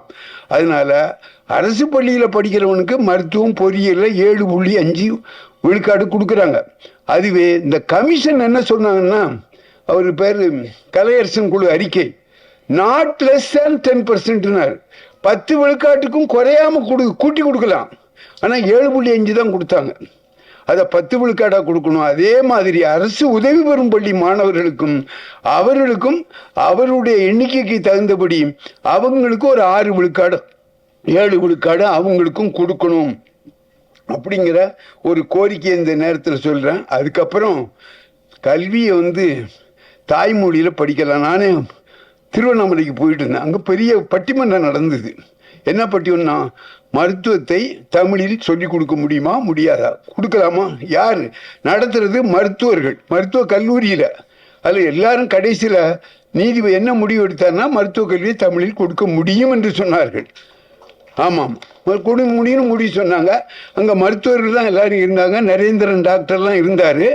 இப்போது நம்ம நாடு எந்த அளவுக்கு வளர்ச்சி அடைஞ்சிருக்குன்னு பாருங்கள். சுதந்திரம் அடைஞ்சு இவ்வளவு நாள் ஆயாச்சு. இப்போ தான் மத்திய பிரதேசத்தில் இந்திய ஆட்சி முடிங்கிறான். ஏண்டா இந்தியில் மருத்துவம் சொல்லி கொடுக்கலாம்ல, நீ இன்னும் கொடுக்கல. மத்திய பிரதேசத்தில் இந்த வருஷம்தான் ஆரம்பிச்சிருக்காங்க, சுதந்திரம் கிடைச்சி இவ்வளவு ஆண்டுகளுக்கு பிறகு. ஆனால் ஏற்கனவே இலங்கையில் அங்கே மருத்துவத்தை தமிழில் சொல்லிக் கொடுக்குற ஒரு முயற்சி இருந்திருக்கு. அதனால் தமிழக முதலமைச்சர், தமிழக இவர் சுகாதார அமைச்சரும் அப்படி ஒரு மருத்துவ கல்வியை சென்னையில் அதுக்குன்னு ஒன்று இது போட்டு விரைவிலே நாங்கள் ஆரம்பிச்சிடணும்னு அறிவிச்சிருக்காரு. ஐயா, நீங்கள் கஷ்டப்பட வேண்டாம். ஒவ்வொரு கல்லூரியிலையும் ஒரு பிரிவு தமிழ் பிரிவு ஆரம்பித்தா போதும். நான் அரசு கலைக்கல்லூரியில் பணிபுரிஞ்சவங்க. அங்கே தமிழ் வழி வரும்போது 78 வரும்போது ஒவ்வொரு இதுலேயும் ஒரு பிரிவு ஆரம்பிப்பாங்க. அது மாதிரி பிரிஞ்சால் நீங்கள் புதுசாக ஒரு கல்லூரி கட்ட வேண்டாம். இருக்கிற கல்லூரியில் ஒரு தமிழ் பிரிவு நீங்கள் ஆரம்பிச்சிங்கன்னா, இதெல்லாம் நான் சொல்லலை, கல்யாணி தமிழ் பற்றில் சொல்லலை, நான் எந்த கல்வி எல்லா கல்வியும் எல்லா மொழியும் கொடுக்க முடியும். அப்படி அந்த மாதிரி செஞ்சால் தமிழ்நாட்டில் ஆங்கில மோகம் குறையும், தமிழ் வழி கல்வி இதாகும் அப்படின்னு கூறி ரொம்ப நேரத்தை எடுத்துக்கூடாது. அதனால் அப்படி எடுத்துக்கிட்டதுக்கு நான் மன்னிப்பு கேட்டுக்கிறேன். அதனால் இங்கே வந்து பழங்குடியினர் பாதுகாப்பு சங்கம் சிவகாமி மற்ற ஆட்கள் அவருக்கு கல்வி இந்த துரைக்கண் அவர்கள் வந்திருக்கிறார்கள். அவங்க எல்லாம் பச்சையப்பன் அவர் மாணவர் பருவத்திலேருந்தே எங்கள் கூட இருந்து எங்கள் பள்ளிக்கும் அவர் தான் அது தலைவர், அறக்கட்டளை தலைவராக இருக்கிறார். இன்னைக்கு பச்சையப்ப அறக்கட்டளை 85,000 கோடி சொத்துள்ள அந்த அறக்கட்டளையும் இன்னைக்கு அவர் செயலாளராக இருந்து பணியாற்றி கொண்டிருக்கிறார். அவர் எழுதின அந்த புத்தகம் தான், அதாவது என்ன நிற்க அதற்கு தக ஞானவேல் தான் அதுக்கு அந்த பேரை வச்சார். அந்த புத்தகத்தை பற்றியும் இங்கே பேசி நான் விடைபெற வாய்ப்பு அதை அறிமுகப்படுத்தி சொல்லி விடைபெறுகிறேன். வணக்கம். ஏதாவது தவறு இருந்தால் மன்னிக்கணும். தாய்மொழிதான் நமக்கு மூலாதாரம், முக்கியத்துவம் என்றும் தனது கோரிக்கைகளை பரிந்துரைகளாக சமர்ப்பித்த எங்களின் வழிகாட்டி ஐயா கல்யாணி அவர்களுக்கு நன்றி. அடுத்ததாக, கடந்த மார்ச் மாதம் நடந்த பெண்களுக்கான உமன் இன்டர்நேஷனல் கான்க்ளேவ் அகரம் மற்றும் அண்ணா பல்கலைக்கழகம் இணைந்து நடத்தியது. அதன் கருத்துக்களை தொகுத்து கொள்கைகளாக அகரத்திற்கும் அரசுக்கும் எடுத்துரைக்க வந்திருக்கும் ஆய்வாளர், கல்வி ஆலோசகர் முனைவர் விஜய் அசோகன் அவர்களை அன்புடன் அழைக்கிறோம். அனைவருக்கும் இனிய மாலை வணக்கம். கல்யாணி ஐயா ஏற்கனவே ஒரு ட்ரெண்ட் செட் பண்ணிட்டு போயிட்டாருன்னு நினைக்கிறேன், வழிகாட்டி பல்கலைக்கழகம்னு. இப்போ அகரம் வந்து இப்போ வழிகாட்டி பல்கலைக்கழகமாக இருந்துச்சுன்னா அடுத்த கட்டமாக கல்வி, உயர்கல்வி தாண்டி ஆராய்ச்சி சார்ந்த முன்னெடுப்புகளுக்கு ஒரு தொடக்கமாக இருக்கணும் அப்படின்ற அடிப்படையில் மார்ச் 18, 19 2 தினங்கள் அண்ணா பல்கலைக்கழகத்தோடு இணைந்து ஒரு international conclave for women in STEM அப்படின்னு ஒரு கருத்தரங்கம் மாநாடு நடத்தினோம். அது நோக்கம் என்னன்னா, உலகளாவிய அளவிலே பெண்கள் ஒரு விஞ்ஞானிகளாக வருவது, உயர் அறிவியல் ஆராய்ச்சியாளர்களாக வருவதில் 30% தான் இருக்கின்ற அடிப்படையில் இந்தியாவிலும் அதுதான் நிலைமை, தமிழ்நாட்டில் அதான் நிலைமை. அகரம் அறக்கட்டளை படிக்க வைக்கக்கூடிய மாணவ மாணவிகளில் பெரும்பான்மையானோர் அறிவியல் பொறியியல் படிக்கக்கூடியவர்களை பெரும்பான்மையானோர் மாணவிகளாக இருக்கக்கூடிய சூழலில் அவர்களுக்கு அடுத்த காலகட்டமாக ஒரு ஆராய்ச்சி துறை, தொழில்நுட்பத்துறையில் என்னென்ன வகையில் வளர்ச்சிகள் இருக்கு அப்படின்ற ஒரு பார்வையை விரிவுபடுத்தணும், அதில் அவர்களுடைய பங்களிப்பை அதிகப்படுத்தணும் அப்படின்ற நோக்கம்தான் அடிப்படையாக இருந்தது international conclave for women in STEM. கிட்டத்தட்ட தமிழ்நாட்டிலிருந்து 650க்கும் மேற்பட்ட பெண் மாணவிகள், ஆராய்ச்சியாளர்கள், பேராசிரியர்கள் கலந்து கொண்டதில் நாங்கள் மாணவிகள் கிட்ட ஒரு சர்வே மாதிரி கணக்கெடுப்பு போல நடத்தணும். அதில் நாங்கள் தெரிஞ்சுக்கிட்டதே ரொம்ப நல்ல வியப்பான செய்திகளாக இருந்தது. அதில் கலந்துக்கிட்ட 92% மாணவிகள் இளநிலை கல்வி படித்தவர்களாகவும், அதில் முதல் தலைமுறை பட்டதாரிகளாக உயர்கல்விக்கு நுழைந்தவர்கள் மட்டுமே 82% இருந்தது. எங்களுக்கு மகிழ்ச்சியாக இருந்தது. அதிலும் அரசு மற்றும் அரசு நிதியுதவி பள்ளிகளிலிருந்து வந்தவர்கள் 92% இருந்தாங்க, 90% இருந்தாங்க. அப்போ இவர்களோட கணக்கெடுப்பு நடத்தியதின் அடிப்படையில் சர்வதேச அளவில் ஏற்கனவே பல நாடுகள் எடுத்த முன்னெடுப்புகள், இந்திய அளவில் இருக்கக்கூடிய நெறிமுறைகள் எல்லாத்தையும் உள்ளடக்கிதான் இந்த பாலிசி ரெக்கமெண்டேஷன் அப்படின்றத கொண்டு வந்திருக்கோம். பாலிசி ரெக்கமெண்டேஷன்ல நான் சுருக்கமாக வேகமாக சொல்லிடுறேன். உங்கள் கைக்கு இது வந்து சேரும். அரசு ஆலோசகர்கள் அனைவருக்கும் இது கொண்டு போய் சேர்ப்பதும் முதல் கடமையாக இருக்குது. ஊடகவியாளர்களுக்கும் முதல் கட்டமாக வந்து சேரும். இந்த பாலிசி ரெக்கமெண்டேஷன் நான் சுருக்கமாக சொல்ல விரும்புகிற சில செய்திகள் அப்படின்னு பார்த்தா, ஸ்டெம் அப்படின்றது சயின்ஸ், டெக்னாலஜி, இன்ஜினியரிங், மேத்தமெட்டிக்ஸ், இந்த பேரில் தான் இந்த கருத்தரங்கம் நடத்தணும். அப்படின்றதுனால இந்த ஸ்டெம் அப்படின்ற இந்த கருத்தாக்கம் இள வயதிலேயே மாணவ மாணவிகளுக்கு கொண்டு சேர்க்கப்படணும். குறிப்பாக பெண்களுக்கு கொண்டு சேர்க்கப்படணும். பள்ளிகளிலேயே இது தொடர்பான பார்வைகள், வகுப்புகள் விரிவடையணும். ஜெர்மனியில் ஏற்கனவே இது சக்சஸ்ஃபுல்லாக இருக்கக்கூடிய ஃபார்முலா தான். ஸ்டெம் இன்டர்ன்ஷிப் அப்படின்றது இருக்கணும் அப்படின்றது ஒரு பரிந்துரையாகவும், குறிப்பாக 7.5% இடஒதுக்கீட்டின் அடிப்படையில் பேராமெடிக்கல் அலைட் சயின்சஸ் கோர்சஸ் அதிலும் கொண்டு வரணும் அப்படின்றது ஒரு பரிந்துரை. அதே போல மாணவ மாணவிகள் பள்ளி கல்வியிலும் சரி கல்லூரிகளிலும் சரி படிக்கும் காலத்திலேயே இன்டெலெக்சுவல் ப்ராப்பர்ட்டி ரைட்ஸ் சம்பந்தமாகவும் இந்த பேட்டன் ரைட்ஸ் சம்பந்தமாகவும் தெரிந்துக்க வேண்டிய அவசியம் இருக்கனால வகுப்புகளில் அல்லது அது தொடர்பாக கோட்பாடுகளை விரிவுபடுத்துவது, மாணவ மாணவிகளுக்கு விளக்கப்படுத்துவதும் அவசியன்றது ஒரு பரிந்துரை. இது ஒரு பக்கம் இருந்துச்சுன்னா, தமிழ்நாடு ரிசர்ச் நெட்வொர்க் அப்படின்றது உருவாக்கப்பட்டு மாணவ மாணவிகளுக்கு ஆலோசனை வழங்கக்கூடிய ஒரு நெட்வொர்க், ஒரு குழுவாக இயங்கக்கூடிய ஒரு வகையில் ஒரு கட்டமைப்பு உருவாக்கணும் அப்படின்றது ஒரு பரிந்துரை. இன்னொரு பக்கம் மாணவிகளுக்கு என்று சயின்ஸில், இன்ஜினியரிங், தொழில்நுட்பத்தில் வந்து உயர்ந்து வளரணும் அப்படின்னா இந்தியா முழுக்க இருக்கக்கூடிய, தமிழ்நாட்டில் இருக்கக்கூடிய பெண்களில் யார் முன்னிலையில் இருக்காங்க, ஒரு அறிவியலாளர்கள், விஞ்ஞானிகளாக, தொழில் முனைவோர்களாக இருப்பவர்களை மாணவ மாணவிகளுக்கு அறிமுகப்படுத்துவது ரொம்ப அவசியம். இது ஒரு பக்கம் ஒரு பரிந்துரை. நிறைய சர்வதேச நாடுகளில் இருக்கக்கூடிய ஒரு சயின்ஸ் காம்படிஷன்ஸ், கான்ஃபரன்சஸ், காம்படிஷன்ஸ், அது போல ஒரு டேலண்ட் ப்ரோக்ராம்ஸ் நடத்துறது கல்லூரிகளிலும் சரி பள்ளிகளிலும் சரி, இது ஒரு பரிந்துரையாகவும், இப்போதைக்கு தமிழ்நாட்டிலிருந்து படித்து பல நாடுகளில் பணியாற்றக்கூடியவர்கள், அவர்கள் இண்டஸ்ட்ரியில் இருக்காங்க, தொழில் முனைவோர்களாக இருக்காங்க, விஞ்ஞானிகளாக இருக்காங்க, பேராசிரியர்களாக இருக்காங்க, அவர்களை ஒருங்கிணைத்து ஒரு இண்டஸ்ட்ரி அகாடமி ஆஃப் ஃபோரம் உருவாக்கி தமிழ்நாட்டோட இணைப்பது ஒரு பரிந்துரையாகவும் இதில் முன்னிலைப்படுத்தியிருக்கோம். அடுத்ததாக முக்கியமாக இப்போ SC/ST ரிசர்வேஷன் அப்படின்றதுல பெண்களுக்கான ஒரு முன்னுரிமை இருக்கணும்.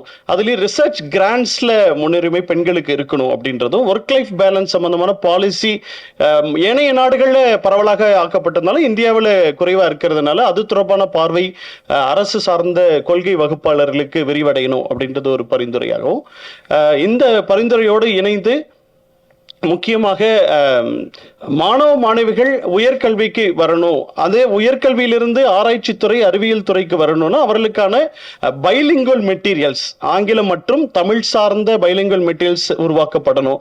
இது எல்லாமே இதில் நிறைய பரிந்துரைகள் மாணவிகள் எங்களுக்கு வழங்கிய அந்த கணக்கெடுப்பில் கொடுத்தது தான். அது பள்ளிக்கல்வியிலும் சரி கல்லூரிகளிலும் சரி ஆராய்ச்சி துறையிலும் நிறைய பைலிங்குவல் மெட்டீரியல்ஸ் வரணுன்றதும் பரிந்துரையாக இருக்கு. இதுதான் இந்த கான்க்ளேவ்ல நாங்கள் கொண்டு வந்த அடுத்த படிநிலையாக நாங்கள் பார்க்கிற ஒரு முன்னெடுப்பாக நான் நினைக்கிறேன். நன்றி, வணக்கம். நன்றி அண்ணா.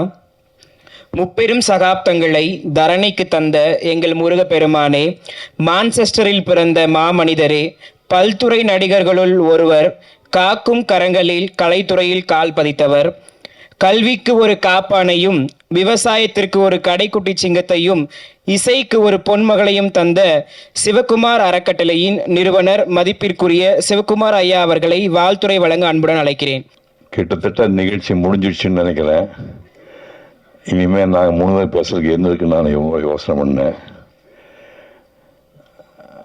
ரொம்ப கனமாக 2 விஷயம் சொல்லிட்டாங்க. அதை கொஞ்சம் ரிலாக்ஸ் பண்ணுறதுக்காக நான் வேற மாதிரி ஒரு ஃபார்மேட் எடுத்துக்கிறேன். இந்த குழந்தைகளில் கிட்டத்தட்ட 80% வந்து நீங்கள் என்னத்தான் ரோல் மாடலாக எடுத்துக்கணும். சூர்யா கார்த்திங்கிறவங்க சிவகுமார்ங்கிற நடிகனுடைய பிள்ளைங்க. ஆனால் நான் வந்து ஒரு ஏழை தாயினுடைய மகன். இப்போ நீங்கள் நிறைய பேர் சொன்னீங்க, அப்பா இல்லை அம்மா இல்லை சொன்னீங்க. அந்த மாதிரி நான் பிறந்த போதே என் தந்தையார் இருந்து விட்டார். எங்கள் அப்பா என்ன கலர்னு எனக்கு தெரியாது. அம்மாவுக்கு படிப்பறிவு கிடையாது. ஒரு பானம் பார்த்த பூமி ஒரு 8 ஏக்கரா வச்சுட்டு போயிருந்தார். அது கூலிக்கு 4 ஆளை வச்சுட்டு அம்மாவும் கூலி வேலை செய்வாங்க.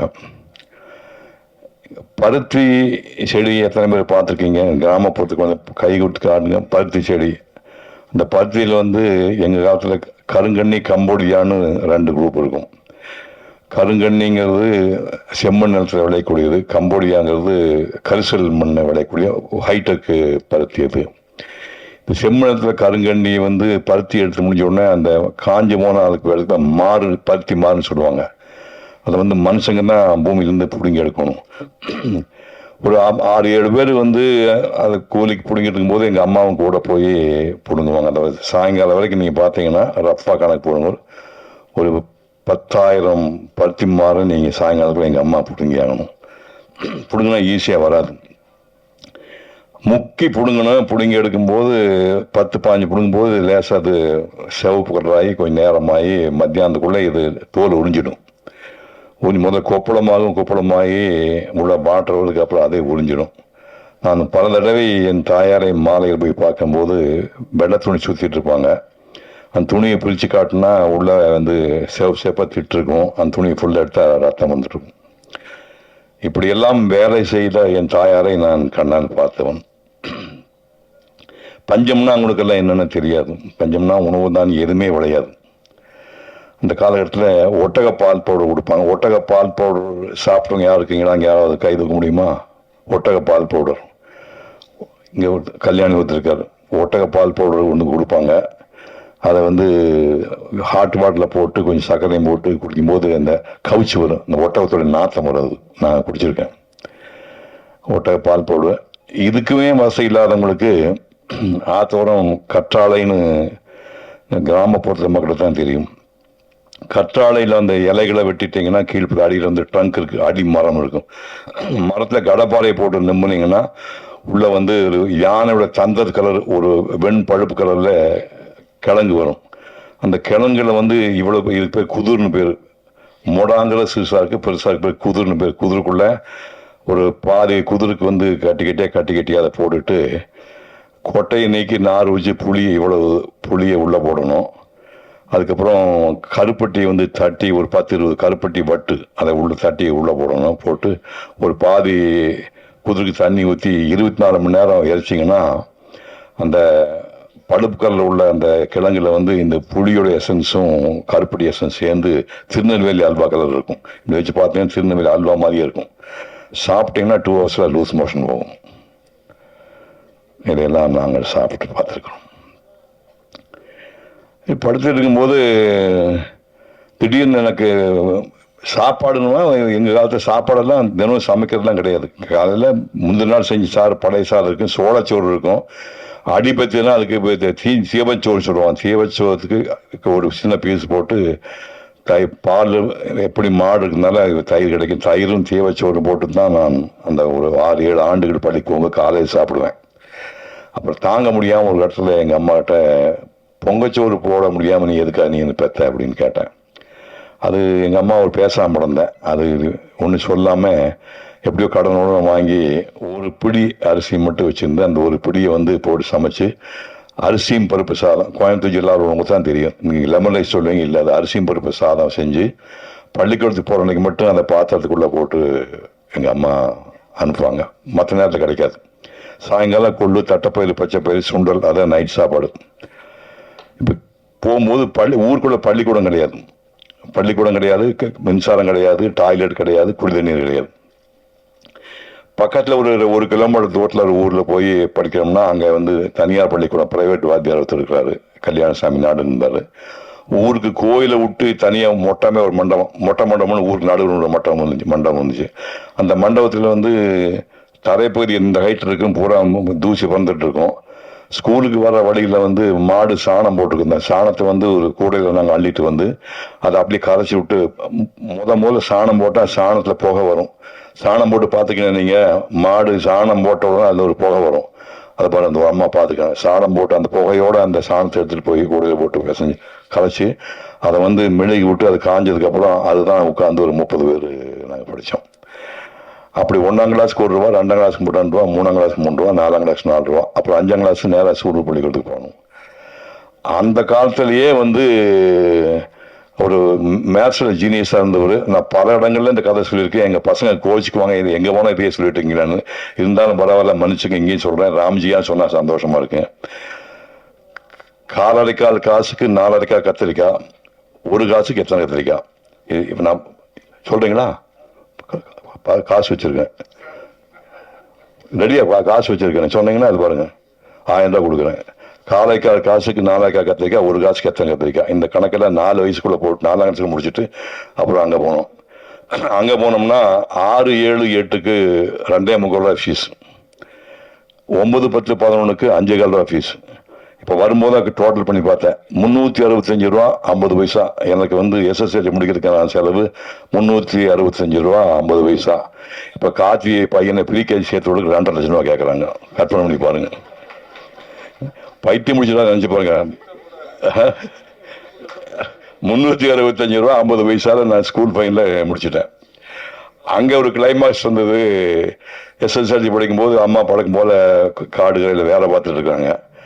5.25 ரூபா ஃபீஸ் மாதத்துக்கு கட்டியாச்சு, மந்த்லி ஃபீஸ் கட்டியாச்சு. ஒரு வாரம் கழிச்சு தலையை சொல்லிஞ்சு என்னடான்னு கேட்டாங்க.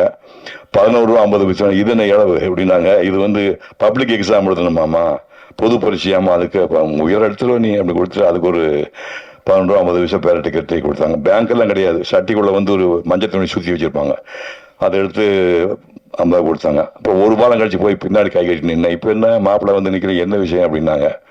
இல்லை இந்த 6, 7, 8, 9, 10, 11 இந்த 5-6 வருஷம் படித்தா பசங்க ஒரு 20 பேர், பொண்ணுங்க ஒரு 5-6 பேர், பள்ளிக்கு டீச் பண்ண வாத்தி ஒரு 6-7 பேர், ஒரு ஸ்வீட்காரன் காப்பியோட குரூப் ஃபோட்டோ ஒன்று எடுத்துக்கணும். 5 கொன்னே போடுவேன். 5 குழந்தைங்க வந்துச்சு, ஒன்றா செத்து போச்சு. ஒரு பையன் செத்து போச்சு, பொண்ணு செத்து போச்சு, ஒன்றா பிள்ளைகள் செத்து போயிட்டான். ஒரு பொண்ணுக்கு 5ஆவது குழந்தை கொன்னே போடு பையிலான பரவாயில்ல. பேசாமல் வந்துட்டேன். அன்னைக்கு போய் அந்த எல்லாரும் போனாங்க. என்ன மாதிரியே கூட படிச்சவங்கள நான் எப்பவும் 4th ரேங்க் தான், விட மாட்டாங்க. ராட்சச பயிலுக்கு முன்னாடி 3 பேர் விடவே மாட்டேன். என்ன முக்குனாலும் விட மாட்டாங்க. 4th ரேங்க் தான் கஷ்டப்பட்டு படித்தேன். அந்த 1, 2, 3லையும் 2 பேருக்கு வீட்டில் கையில் காசு கொடுக்கல. ஒரு 3-3:30 மணிக்கு எல்லாம் பெஞ்செல்லாம் போட்டு ரெடி பண்ணிட்டாங்க. நான் 3 பேர் வெளியே போகிற பையை தூக்கி தோல் போட்டு எங்கடா போகிறீங்க நாங்கள் வீட்டுக்குண்ணா, குரூப் ஃபோட்டோன்னாங்க. அது காசு கொடுத்தவங்களுக்கு அப்படின்னா, ஓ காசு கொடுக்கலையோ அப்படின்ட்டு பரவாயில்லப்பா ஃபோட்டோவில் நின்று போனாங்க. அது கேவலமாக இருக்குது அப்படின்னு நம்ப மாட்டேங்க. எங்கள் குரூப் ஃபோட்டோ யார் வீடு இருந்தாலும் நான் பார்க்க மாட்டேன். இப்போ எங்கள் குரூப் ஃபோட்டோ வச்சுருந்தா நான் எனக்கு கண்டு இரிட்டேட். குரூப் ஃபோட்டோ பார்க்க மாட்டேன், நம்பவே மாட்டேங்க. 50 ஆண்டுகள் வந்து நான் குரூப் ஃபோட்டோவை பார்க்கவே இல்லை. இப்போ நான் வந்து எங்கள் காலத்து இப்போ டிஜிட்டல் கேமரா வந்துடுச்சு. நான் வாழ்ந்த காலத்தில் வந்து ஃபிலிம் தான் இருந்தது.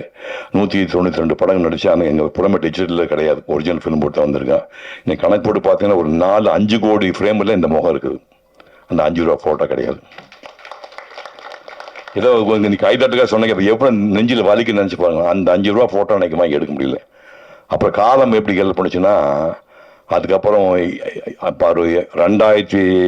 2057 விட்டு 50 ஆண்டுக்கு அப்புறம் அதே ஸ்கூலுக்கு விஜய் டிவிக்காரங்க வந்து மீண்டும் படிக்க போகிறோம் வாங்க சார்னு கூட்டிகிட்டு போய் அதே ஸ்கூலை தேடி உயிரோட வந்து 8 பசங்க 5 பாட்டி ஆகிட்டாங்க. 4 பிள்ளைங்க பாட்டி நான் தாத்தா தானே, ஒரு 4-5 பாட்டி மாருங்க கூட படிச்சேன். வாத்தியார் 4 பேர் எல்லாம் வச்சு அதே பெஞ்சு இருக்குது, பழைய பெஞ்சு கிராக் விட்டுருந்து அதே பெஞ்சை போட்டு அதே இடத்துல ஒரு ஃபோட்டோ எடுத்து வச்சிருக்கேன். நான் இப்போ அந்த ஃபோட்டோ வச்சிருக்கிறேன்.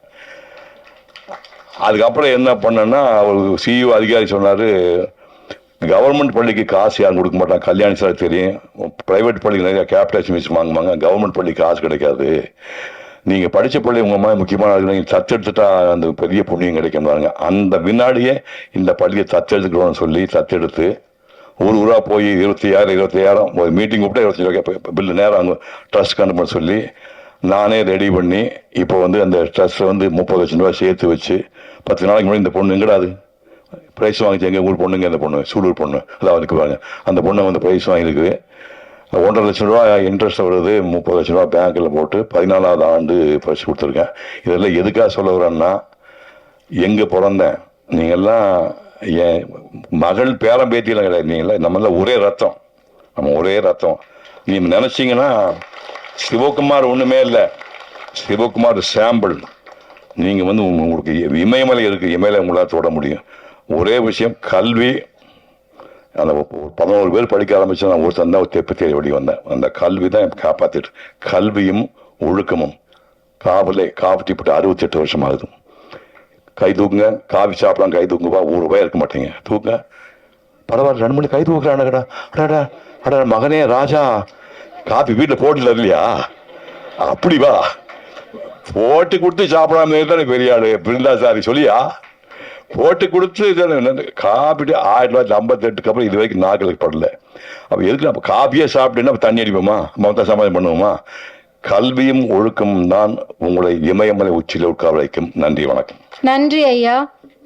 சிரிப்பின் சிறுத்தை, பண்பின் பருத்தி வீரன், வீரத்தில் விருமனாய் திகழும் எங்கள் அண்ணன் கார்த்திக் அவர்களை சிறப்புரையாற்ற அழைக்கிறோம். ஸ்கூலுக்கு போய் படிங்கன்னா பஞ்சு டைலாக் எழுதுது, என்ன பண்றது உங்களெல்லாம்? பெரியவங்க எல்லாருக்கும் வணக்கம், பத்திரிகை தொலைக்காட்சி நண்பர்களுக்கு வணக்கம், மெடல் இருக்கும் மாயா அவர்களுக்கும் கல்யாணி அவர்களுக்கும் அப்பா அண்ணா அகரம் குழந்தைகள் எல்லாருக்கும் வணக்கம். பெற்றோர்களுக்கு முக்கியமாக ஆசிரியர்களுக்கும் ரொம்ப ரொம்ப வணக்கம். நான் 2 வயசு இருக்கும்போது ஆரம்பித்த ஒரு அறக்கட்டளை. அது சின்ன வயசில் ஆத்தா சொல்லுவாங்க, எது பண்ணாலும் தொடர்ந்து பண்ணுற மாதிரி இருக்கணும், ஆரம்பிச்சு நிறுத்தக்கூடாது. இது சின்ன வயசில் நான் கேட்ட ஒரு வார்த்தை. ஆனால் அது தொடர்ந்து பண்ணுறது அப்படிங்கிறது அவ்வளோ ஈஸி இல்லை. நான் சின்ன வயசுலேருந்து பார்த்துருக்கேன். நினைவு தெரிஞ்ச நாள்லேருந்து வீட்டில் தான் அந்த ஃபங்க்ஷன் நடக்கும்.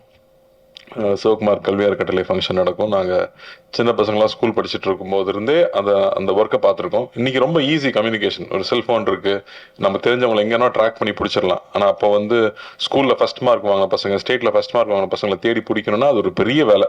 அப்பாவோட ஃப்ரெண்ட்ஸ் வீரனன் மாமா இங்கே நான் நினச்சி பார்க்குறேன், ராவ் அவர்களை நினச்சி பார்க்குறேன். அவங்க 3 பேர், ஒரு ஸ்ட்ரீட்டில் இருந்து 3 பேர் சேர்ந்து நம்ம ஏதாவது ஒன்று பண்ணணும்.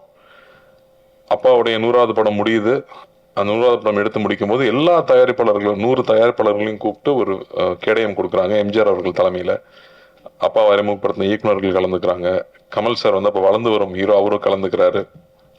அவர் அந்த ஃபங்க்ஷனில் பாராட்டி பேசுகிறாரு. அந்த ஃபங்க்ஷன் முடியும் போது ஒரு படத்துடைய சம்பளம் மொத்தமாக அப்படி நம்ம கொடுக்க மனசு வருமானு தெரியல, மொத்த சம்பளத்தை அப்படியே பேங்க்ல போட்டு, ஏன்னா அப்படி பெருசாக காசுக்கு ஆசைப்படாத ஒரு ஆளாக இருந்திருக்காரு அப்பா. நான் தான் சொல்லுவோம், கிண்டல் பண்ணுவாங்க சொந்தக்காரங்களாம், வர்ற காசை கூட வேணான்னு சொல்லிடுவாரு இவரு அப்படின்னு. பட் அவரை பற்றி அது கவலைப்பட்டுக்கல, அவர் அப்படிதான் வாழ்ந்திருக்காரு. அந்த காசை போட்டு அந்த காசுல வர வட்டி எடுத்து பரிசு வழங்க ஆரம்பிச்சிருக்காங்க. முதல் பரிசு 1000 ரூபாய், அப்புறம் 750 ரூபா, அப்புறம் 500 ரூபாய். இந்த 1000 ரூபாய் பெரிய காசா அப்படின்னு நான் யோசிச்சு பார்க்கலாம். சரி, தங்கம் அப்ப என்ன விலை இருந்திருக்கும் 1979ல யோசிச்சு பார்த்தா அது 750 ரூபா இருந்திருக்கு. ஸோ கிட்டத்தட்ட வந்து 1.5 சவரன் வாங்குற அளவுக்கு பரிசு தொகை கொடுத்துருக்காங்க.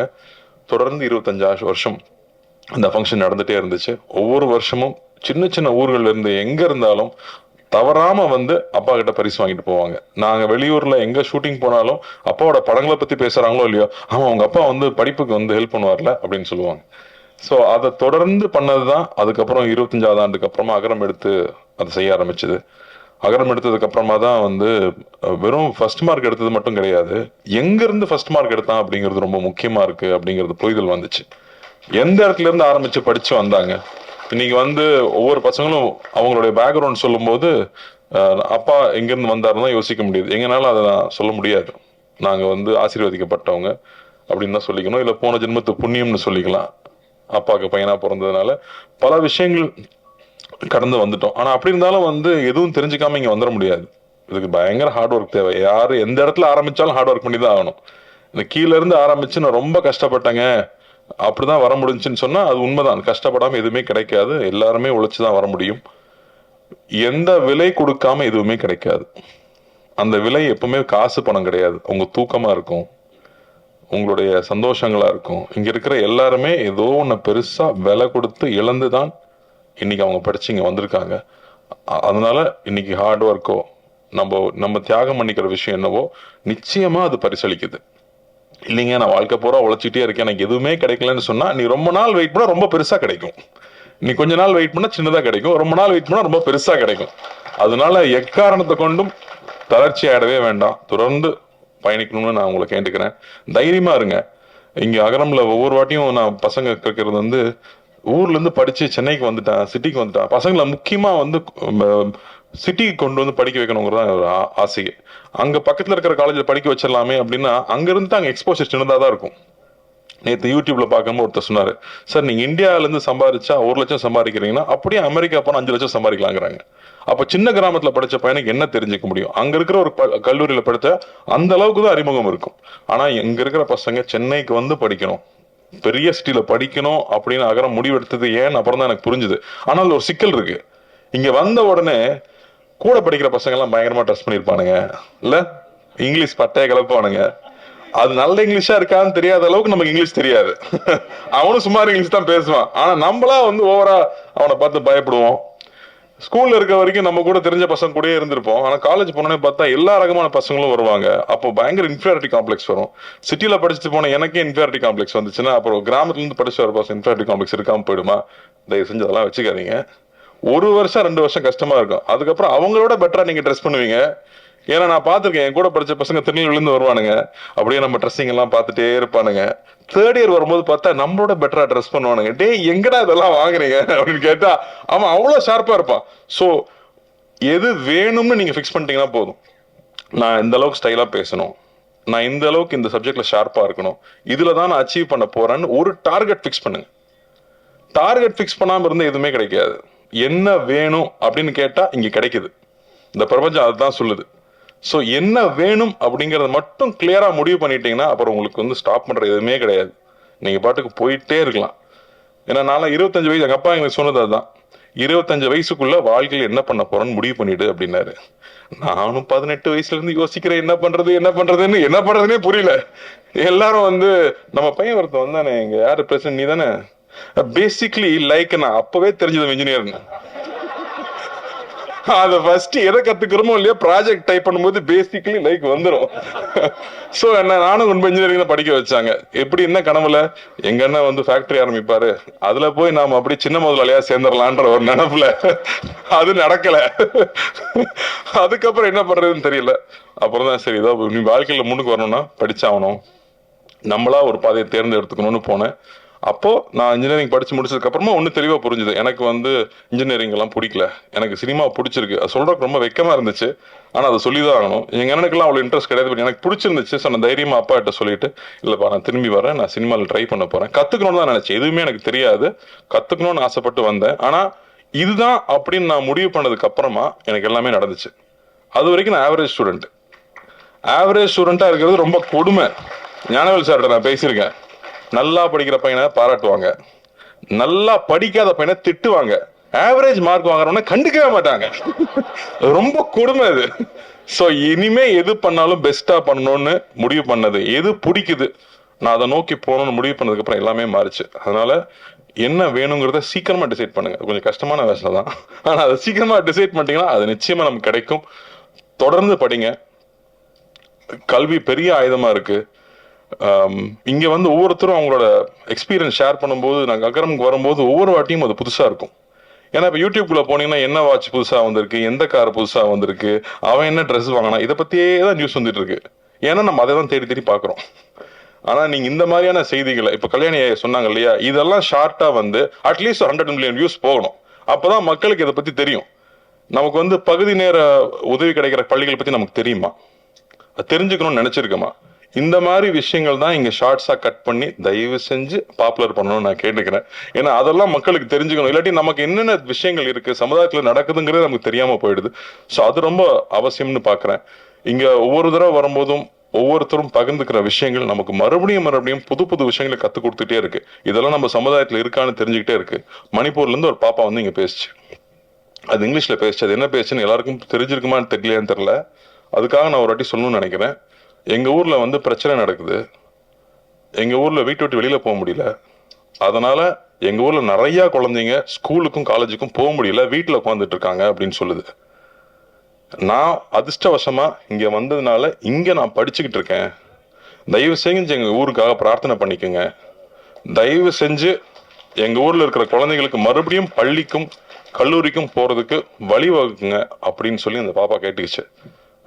அதை நம்ம அந்த சிச்சுவேஷன் நம்மளால உணர முடியுமா? நம்ம வந்து தமிழ்நாட்டில் இருக்கோம், அதெல்லாம் என்னன்னு நமக்கு தெரியல. ஆனா அங்கிருந்து படிப்புக்காக அந்த பொண்ணு இங்க வந்திருக்கு.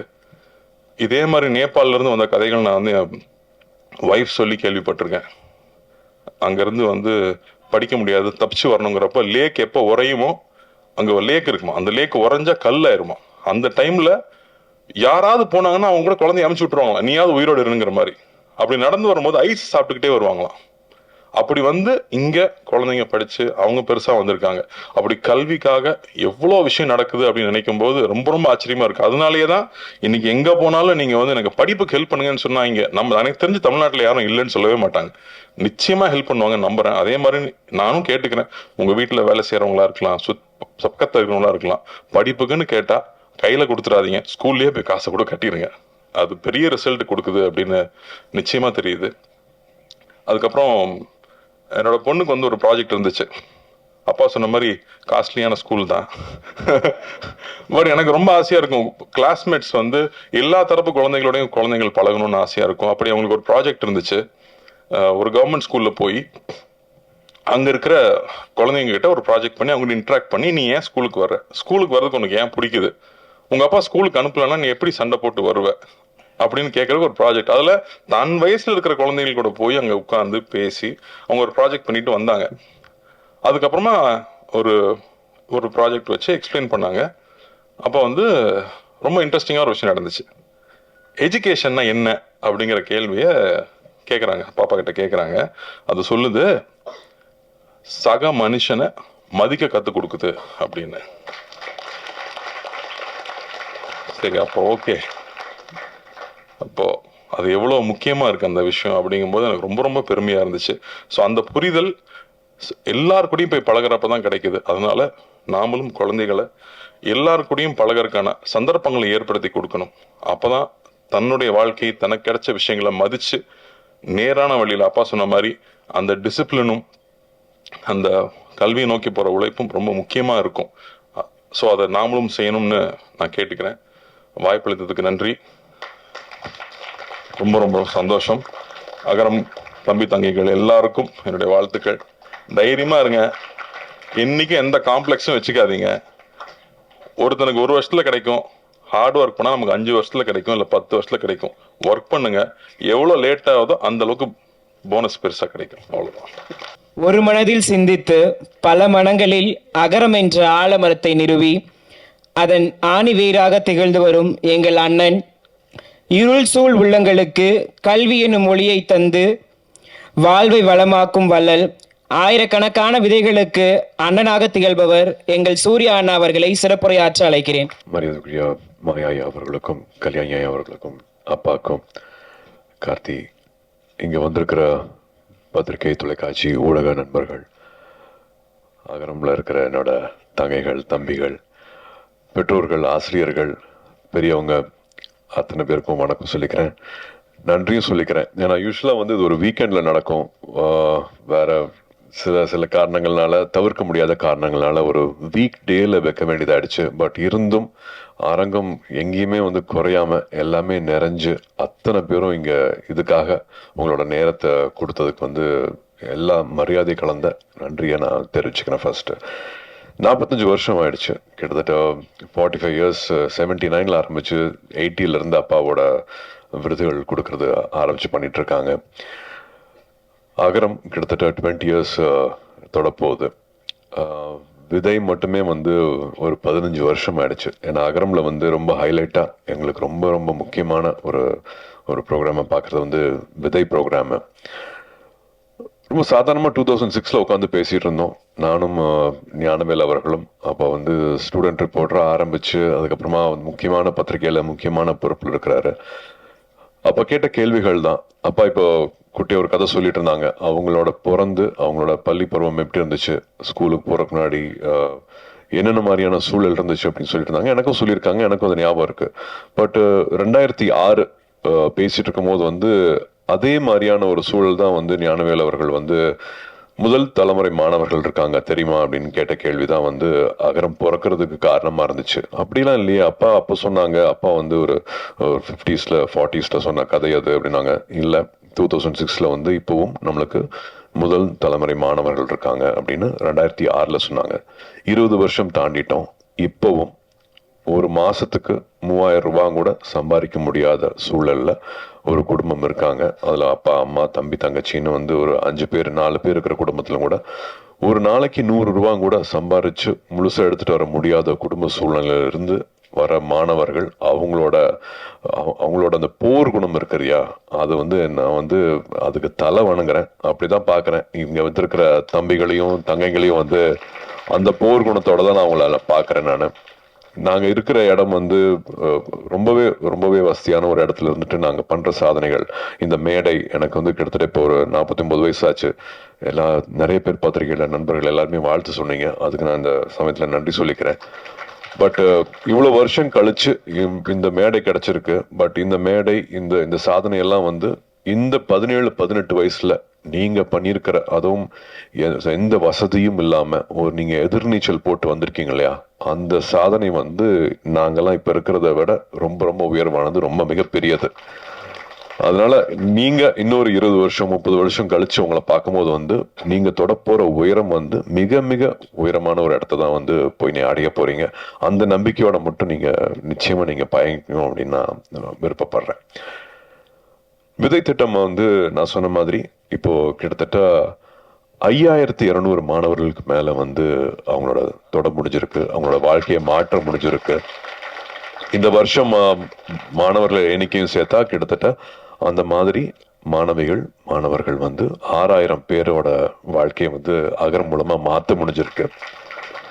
இது அவங்களோட ஒவ்வொருத்தவங்களோட வாழ்க்கை முறை மட்டும் இல்லாம அவங்களோட குடும்ப சூழல் ஆகட்டும், அவங்க எங்கிருந்து வராங்களோ அந்த கிராமங்கள் ஆகட்டும், அவங்களுக்கெல்லாம் வந்து ஒரு வழிகாட்டியா இருந்திருக்காங்க. ஸோ அது வந்து ஒரு ரிப்பிள் எஃபெக்ட் மாதிரி ஒருத்தவங்களுக்கு வழிகாட்டுறது வந்து அவங்க குடும்பத்தில் இருக்கிற தம்பி தங்கைகளாகட்டும், அவங்க வீட்டில் இருக்கிறவங்களாகட்டும், தெருவில் இருக்கிறவங்களாகட்டும், அவங்க கிராமத்தில் இருக்கிறவங்களாகட்டும், எல்லாருக்குமே வந்து ஒரு அவேர்னஸ் கிடைக்குது, ஒரு விழிப்புணர்வு கிடைக்குது. இதுக்கப்புறமா இது பண்ணலாமா, இதுக்கப்புறமா இங்கே போகலாமா, இவங்க இருக்காங்களா, இவங்க கிட்ட கேட்கலாமா, இவங்க நம்மளுக்கு வழிகாட்டுவாங்களா, மெட்ராஸில் ஒரு அண்ணா இருக்காங்க, ஒரு அக்கா இருக்காங்களா, அப்படிங்கிற மாதிரி ஒரு ரிப்பிள் எஃபெக்ட் மாதிரி தான் வந்து இந்த 20 வருஷம் வந்து ரொம்ப அழகாக கடந்திருக்கு அப்படின்னு சொல்லுவேன். இது வந்து அகரம் இருக்கவங்கனால மட்டும் கிடையாது.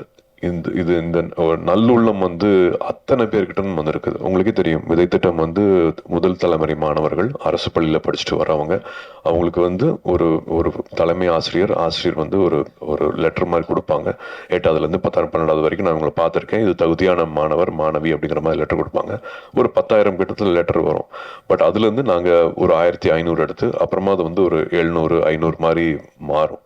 ஸோ இந்த ப்ராசஸ்க்கு வந்து ஹெல்ப் பண்றது வந்து அத்தனை பேர், அப்பா அம்மா ஆசிரியர், அந்த ஊருக்கு வழிகாட்டுறவங்க, தடையுமே இருக்காது, ஒரு அட்ரஸ் இருக்காது, வழித்தடம் இருக்காது.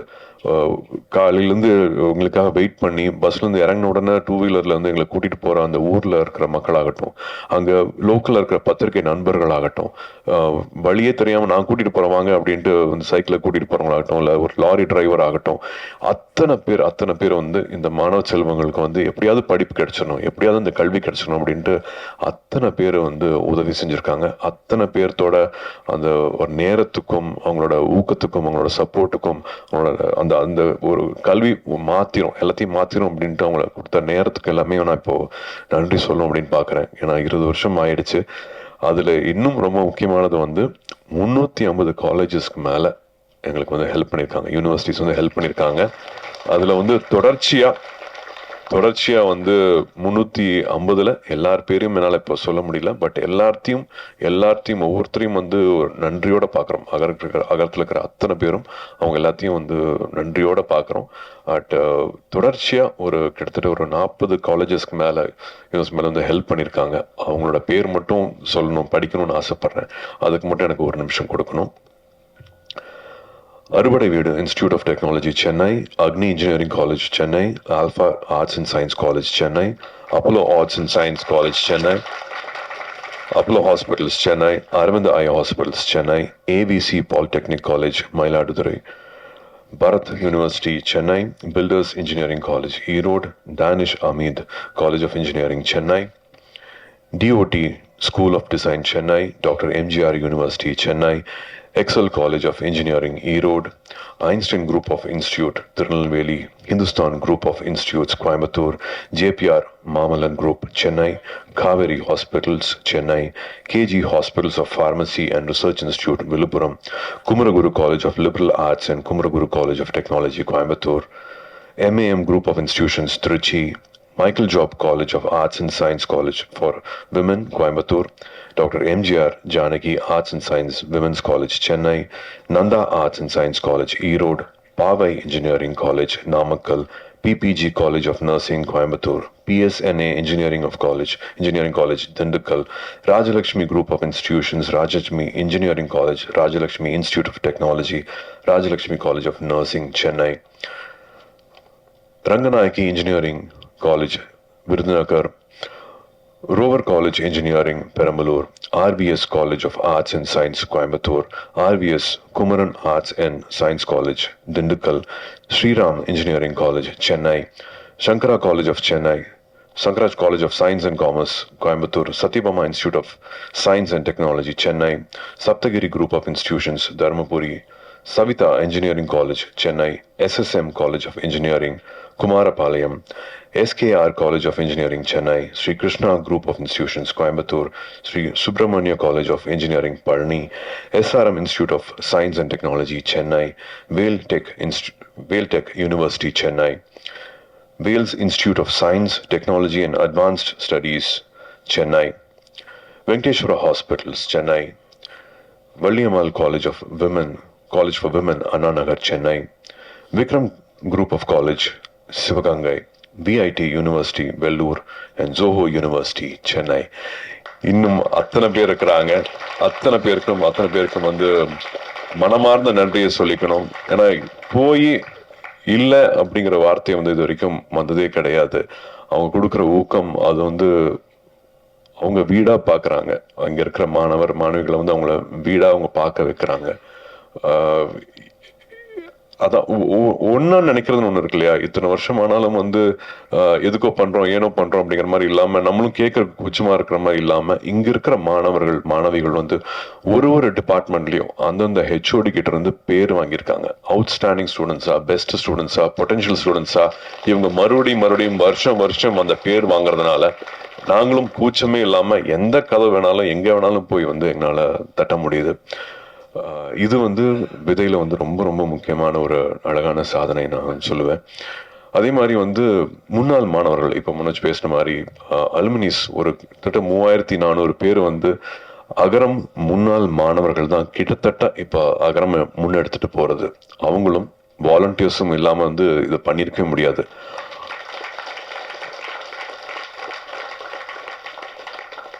அத்தனை புது விஷயங்களும் இது வந்து இது வேண்டாம் இது பண்ணலாம் அப்படின்ட்டு அகரம் புதுப்பிக்கிறது வந்து அகரம் முன்னாள் மாணவர்கள், அலுமினைஸும் வந்து தன்னாலவர்களும். அவங்களோட இன்னும் ஸ்பெஷல் ப்ராஜெக்ட்னு பார்த்தா வந்து தை அப்படின்னு சொல்லுவேன், வழிகாட்டிகள்னு சொல்லுவேன். ஜவாது மலையில வந்து மலைப்பகுதிகளை இப்ப நீங்க பேசுற மாதிரி கேட்ட மாதிரி வந்து அங்க இருக்கிற மலைப்பகுதிகளில் கிட்டத்தட்ட ஒரு 100 ஸ்கூல்ல வந்து ஃபெலோஷிப்ல வந்து அங்க டீச்சர்ஸாவே ஜாயின் பண்ணிக்கிறாங்க. முன்னாள் மாணவர்கள் வந்து அங்க கிட்டத்தட்ட ஒரு 60 பள்ளிகளுக்கு மேல வந்து மறுபடியும் அதை புதுப்பிச்சு மறுபடியும் அவங்க மாணவர்கள் சேர்க்கையை அதிகரிச்சு அங்க வந்து 1 வருஷம் 2 வருஷத்துக்கு மேல அந்த சூழ்நிலை வந்து ரொம்ப வேற மாதிரி. அங்க வந்து அங்கேயே தங்கணும், அந்த சமூகத்துக்குள்ள பழகணும், போன் வசதிகள் இருக்காது, அங்கதான் தங்க முடியும், அடிக்கடி வெளியில வந்துட்டு போக முடியாது. ஒரு இது மாதிரி நான் சொன்ன மாதிரி வந்து ஸ்கூலுக்கு வராத பழக்கமே இல்லாதவங்களை வந்து மறுபடியும் பள்ளி படிப்பு கூட்டிட்டு வருதுங்கிறது வந்து சாதாரண விஷயமே கிடையாது. அவங்களெல்லாம் கூப்பிட்டு கேட்டிருக்கோம், என்ன எப்படி இதை பண்றீங்க, அகரம் என்ன சொல்லி கொடுத்துருக்கு, அகரம்னா என்ன அப்படின்னு கேட்கும்போது ஒருத்தங்க ஒரு விஷயம் சொன்னாங்க. அதுல ஒரு தங்கை வந்து அகரம் தான் நான் தான் அகரம் அப்படிங்கிற மாதிரி சொல்லிச்சு. என்ன சொல்ற புரியல அப்படின்னு சொன்ன கேட்கும்போது, இல்ல சூழல் வந்து எல்லாமே ரொம்ப சேலஞ்சிங்கா இருக்கும், எதுவுமே வந்து கிட்டத்தட்ட எதுவுமே சரியா இருக்காது, சுத்தி இருக்கிறது எல்லாமே தப்பா இருக்கும், பட் எல்லாத்துலயும் என்ன நடந்தாலும் வந்து எப்படி வந்து ரெசிலியன்ஸோட இருக்கிறது, எப்படி நம்பிக்கையோட இருக்கிறது, எப்படி பாசிட்டிவாவே இருக்கிறது, வாழ்க்கையில எது பெருசு அப்படிங்கறத வந்து முடிவு பண்ணிட்டு எது வேணும் அப்படிங்கறத வந்து தீர்மானிச்சுட்டு அதை நோக்கி மட்டுமே போகணும், எந்த காம்ப்ரமைஸும் பண்ணிக்காம நம்ம நினைச்சதை அடையிறது எப்படி அப்படிங்கறது வந்து அகரம் சொல்லி கொடுத்துருக்கு. நான் தான் அகரம் தான் நான் அப்படிங்கிற மாதிரி சொல்லிச்சு. அது அது ஒவ்வொரு மாணவிக்கும் ஒவ்வொரு மாணவனுக்கும் அகரம் இருக்கிற அத்தனை பேருக்கும் வந்து அது ஒரு எடுத்துக்காட்டு மாதிரி இருந்துச்சு அவங்க சொன்ன அந்த வார்த்தை. அது நம்ம லைஃப்லயும் அது ரொம்ப ரொம்ப வேணும் அப்படின்னு நினைக்கிறேன். எந்த பொசிஷன்ல ஆரம்பத்துல இருந்தாலும் சரி, நடுவில் இருந்தாலும் சரி, ஃபேடிங்கான ஒரு கெரியர் கிராஃப்ல வந்து ஒரு ஃபேடு வேணும். அந்த டைம்லயும் சரி, நிச்சயமா எல்லாமே வந்து சரியா போகாது. நிறைய விஷயங்கள் வந்து நம்ம எதிர்பார்க்காத மாதிரி போகும். நெகட்டிவிட்டி வந்து ரொம்ப அதிகமா இருக்கும். பட் அந்த டைம்ல பாசிட்டிவான விஷயங்களை மட்டுமே நினைக்கிறது, பாசிட்டிவா மட்டுமே பேசுறது. ஏன்னா we can always choose to complain, மற்றவங்களை பத்தி தப்பா பேசுறதோ, இது சரியில்லை அது சரியில்லைன்னு சொல்றதுக்கோ, இல்லாட்டி எடுத்தோடனே கான்வர்சேஷன்ல முதல் வார்த்தையே வந்து எது வந்து தப்பா நடந்துட்டு இருக்கோ அதை பத்தி ஆரம்பிக்கிறது வந்து நிறைய பேருக்கு வந்து அது பழக்கமா இருக்கலாம். எல்லாத்தோட வாழ்க்கையிலும் நிறைய கசப்பு இருக்கலாம். பட் அது எல்லாத்தையும் மறந்து நல்லது மட்டுமே பேசுவோம், ஆக்கப்பூர்வமா மட்டுமே இருப்போம். நம்மளோட ஃப்ரெண்ட்ஸும் சரி, நம்மளோட வளர்ச்சிக்கு மட்டுமே நம்ம வந்து மற்றவங்களுக்கு உதவியா இருப்போம், நம்மளுக்கு வழிகாட்டியா இருப்போம் அப்படின்னு அகரம்ல ஒவ்வொரு மாணவியும் இந்த வயசுல நினைக்கிறாங்க அப்படின்னா அவங்க ரொம்ப அழகான சூழல்ல வந்து வளர்ந்துட்டு இருக்காங்க அப்படின்னு நான் நினைக்கிறேன். எனக்கு அப்படி நினைக்கும் போது வந்து அகரம்ல நானும் ஒரு பார்ட்டா இருக்கேன் அப்படின்னு நினைக்கும் போது வந்து எனக்கு ரொம்ப ரொம்ப சந்தோஷமா இருக்கு. Everybody needs it in life. ஒரு வாட்டியும் வந்து கசப்பான அனுபவங்கள் வரும்போது வந்து அதை தகர்த்துட்டு பாசிட்டிவா நினைக்கிறது வந்து ரொம்ப ரொம்ப முக்கியம். கார்த்தியும் சொன்ன மாதிரி வந்து எது ஆகணும் அப்படின்னு நம்ம ஏங்கி தவிக்கிறோமோ அதுவாவே ஆகும், அது நிச்சயமா ஆகும். It's a crime to think small, it's a crime to dream small அப்படின்னு நினைக்கிற மாதிரி மைண்ட் வந்து ஒரு ஸ்டியரிங். நம்ம எண்ண ஓட்டங்கள் என்னவா இருக்குதோ அதை நோக்கி நிச்சயமா எல்லாமே அதை நோக்கி போகும், அதை நிச்சயமா அடையும். நான் ஏற்கனவே திரும்பி சொல்லியிருக்கேன், ஸ்கூல்லையும் சரி காலேஜ்லையும் சரி நான் எதுவுமே நான் சாதிச்சது கிடையாது, எதுவுமே நான் பண்ணது கிடையாது. ஒரு 3 வருஷம் கவர்மெண்ட் இண்டஸ்ட்ரிக்கு போனேன். அதுவும் வந்து ஒரு சின்ன சலிப்பு தட்டுச்சு. ஒரு சின்ன குடும்ப சூழ்நிலை, திரும்பி ஒரு யூட்டர்ன் எடுத்தேன். நான் படித்த படிப்புக்கும் என்னோட வேலை அனுபவத்துக்கும் சம்மந்தமே இல்லாமல் நான் 5 நாளுக்கு முன்னாடி நினைக்கல கேமரா முன்னாடி நான் நிற்பேன் அப்படின்ட்டு ஒரு சடனாக ஒரு லைஃப்பில் ஒரு யூட்டர்ன் அடிக்க ஆரம்பித்தேன். நேருக்கு நேர் ரிலீஸ் ஆனதுக்கு அப்புறமா தான் வந்து அதை இவ்வளோ அன்பு கொடுக்குறாங்களே, ஏன்னா இதுக்கெல்லாம் தகுதியா, இதுக்கு நான் என்ன பண்ண போறேன், என்ன கைமாறு பண்ண போறேன் அப்படிங்கிறதுக்கு அப்புறமா தான் வந்து நான் வாழ்க்கையில வந்து இன்னும் கொஞ்சம் ஒழுங்கா உழைக்கணும், இந்த அன்புக்கு இந்த நான் தகுதி ஆக்கிக்கணும் அப்படின்னு ஆரம்பிச்சேன். அப்படி ஆரம்பிச்சனால இந்த நிலைமைக்கு வர முடியுதுன்னா நீங்க உங்களோட சிந்தனைகள் வந்து சரியா வச்சிருந்தீங்கன்னா யார் வேணாலும் என்ன வேணாலும் ஆகலாம். என்னோட ஒண்ணுமே இல்லாத நான் வந்து இந்த இடத்துலயும் இந்த மாதிரி ஒரு அன்பு கிடைக்கிற நிலைமைக்கு வந்து என்னால வர முடிஞ்சிருக்கு அப்படின்னா இது 17 வயசுல வந்து இவ்வளவு சிரமங்களுக்கு தாண்டிட்டு நீங்க அடைஞ்சிருக்கிற இந்த இடம், நீங்க செஞ்சிருக்கிற இந்த சாதனை, இந்த மார்க்ஸ், இது எல்லாமே பண்ணக்கூடிய அந்த வீரியம், அந்த தைரியம், அந்த பவர் இருக்குன்னா நீங்க தொடக்கூடிய எல்லைகள் வந்து நீங்க தான் அந்த எல்லையை வந்து நீங்க தான் முடிவு பண்ணணும். எங்க வேணாலும் போகலாம், எது வேணாலும் பண்ணலாம், எதுவுமே தடை கிடையாது. இப்ப இருக்கிற சூழல், இப்ப இருக்கிற சின்ன சின்ன பிரச்சனைகள்லாம் வந்து 6 மாசம் கழிச்சு நீ அது ஒரு பிரச்சனையே இருக்காது. ஒரு 3 வருஷம் கழிச்சு நீங்க அப்படி ஒரு சிந்தனையே இருக்காது உங்க வாழ்க்கையில. ஸோ தயவு செஞ்சு வந்து இப்ப இருக்கிற பிரச்சனைகளை வந்து ரொம்ப சின்னதாக்கிருங்க. நாகேஷ் எல்லாம் சொல்ற மாதிரி வந்து இங்க வச்சு பார்த்தா தான் அது பெரிய பிரச்சனையா இருக்கும். அந்த சின்ன அந்த இப்படி தள்ளி பிடிச்சுன்னா வந்து ஒரு சின்ன தூசி மாதிரி ஏறும் அந்த பிரச்சனை. ஸோ அது விலகி இருந்து பாருங்க. இப்ப இருக்கிற பிரச்சனையை ஒரு பிரச்சனையாவே நினைக்காதீங்க. Only think positive, have only positive thoughts. வாழ்க்கை இன்னும் ரொம்ப அழகானது. வாழ்க்கையை நிறைய நம்பிக்கை வைங்க. நினைக்கிற விஷயங்களை நிச்சயமா நம்ம சாதிக்க முடியும். ஐயா சொன்ன மாதிரி வந்து அப்பாவும் சொன்ன மாதிரி வந்து அப்பா 20 வருஷத்துக்கு முன்னாடி வந்து சூலூர்ல ஆரம்பிச்சிருக்காங்க ஸ்கூல் மேனேஜ்மெண்ட் கமிட்டி, SMCன்னு சொல்ற பள்ளி மேலாண்மை குழு வந்து ரொம்ப ரொம்ப முக்கியமான அழகான மாற்றங்களை கொண்டுட்டு வந்துட்டு இருக்கு. 2 வருஷமா அந்த மாற்றங்களை பார்த்துட்டு இருக்கோம். அதுக்கும் நான் வந்து இங்க இருக்கிற மாணவர்களுக்கு நான் நன்றி சொல்லிக்கிறேன்.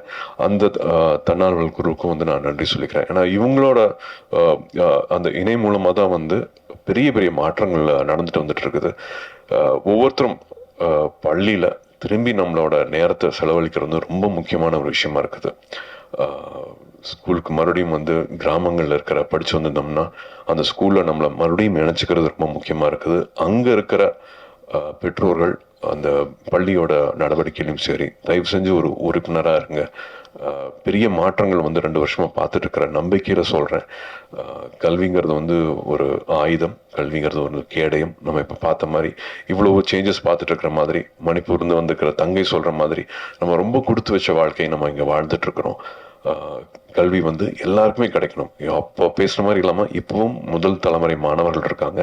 இது சேரிட்டி கிடையாது, இது வந்து ரெஸ்பான்சிபிலிட்டி, இது நம்மளோட பொறுப்பு. அகரம் வந்து உங்களோடது. அது எப்பவும் தொடர்ந்து போறதுக்கு எல்லாரும் ஊர் கூடி தேர் எடுப்போம். எல்லாருக்கும் ரொம்ப ரொம்ப நன்றி. இந்த நேரம் கொடுத்ததுக்கு ரொம்ப ரொம்ப நன்றி. வணக்கம். நன்றி அண்ணா. விழாவின் இறுதியாக நன்றியுரை ஆற்ற அகரத்தின் இந்நாள் மாணவி எம்ஜிஆர் ஜானகி கலை கல்லூரியில் 3ஆம் ஆண்டு இளங்கலை தமிழ் படிக்கும் செல்வி மகாலட்சுமி அவர்களை மேடைக்கு அன்போடு அழைக்கிறோம். அனைவருக்கும் வணக்கம். ஒரு மனநிலையோடு இரு கரங்களையும் கூப்பி 3 வார்த்தைகளில் கூறுவதே நன்றி. நன்றி மறப்பது நன்றன்று எனும் வள்ளுவரின் வாய்மொழிக்கேற்ப இந்நிகழ்வு இனிதே நடைபெற ஒத்துழைப்பு நல்கிய விழா நாயகர்களான மாணவ சிற்பங்களுக்கும் அவர்களின் பெற்றோர்களுக்கும் மற்றும் இவர்களை சிற்பமாக செதுக்கிய ஆசிரியர்களுக்கும் நன்றிகளை தெரிவித்துக் கொள்கிறோம்.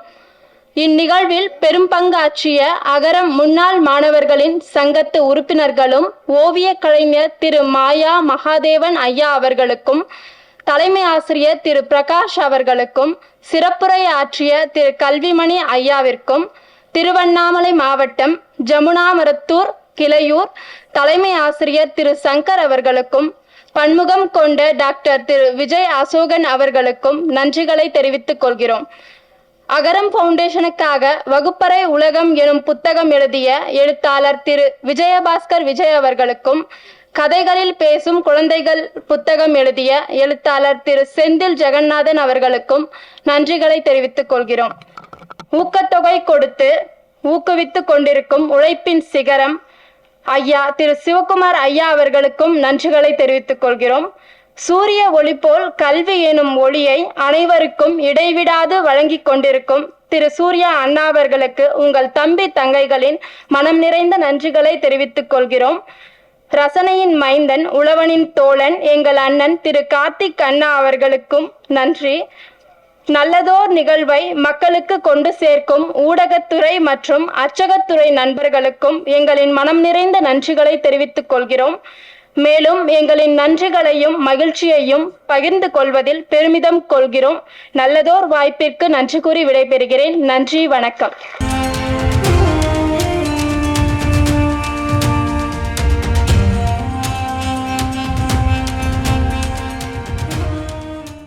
ஊட்டியில படகுல பக்கத்துல இடம் வாங்கணுமா? அதுவும் டவுன் ப்ராப்பர்ட்டி 2100 ரூபாய்க்கு ஒரு ஸ்கொயர் ஃபீட். உடனே கீழே இருக்கிற நம்பருக்கு கால் பண்ணுங்க.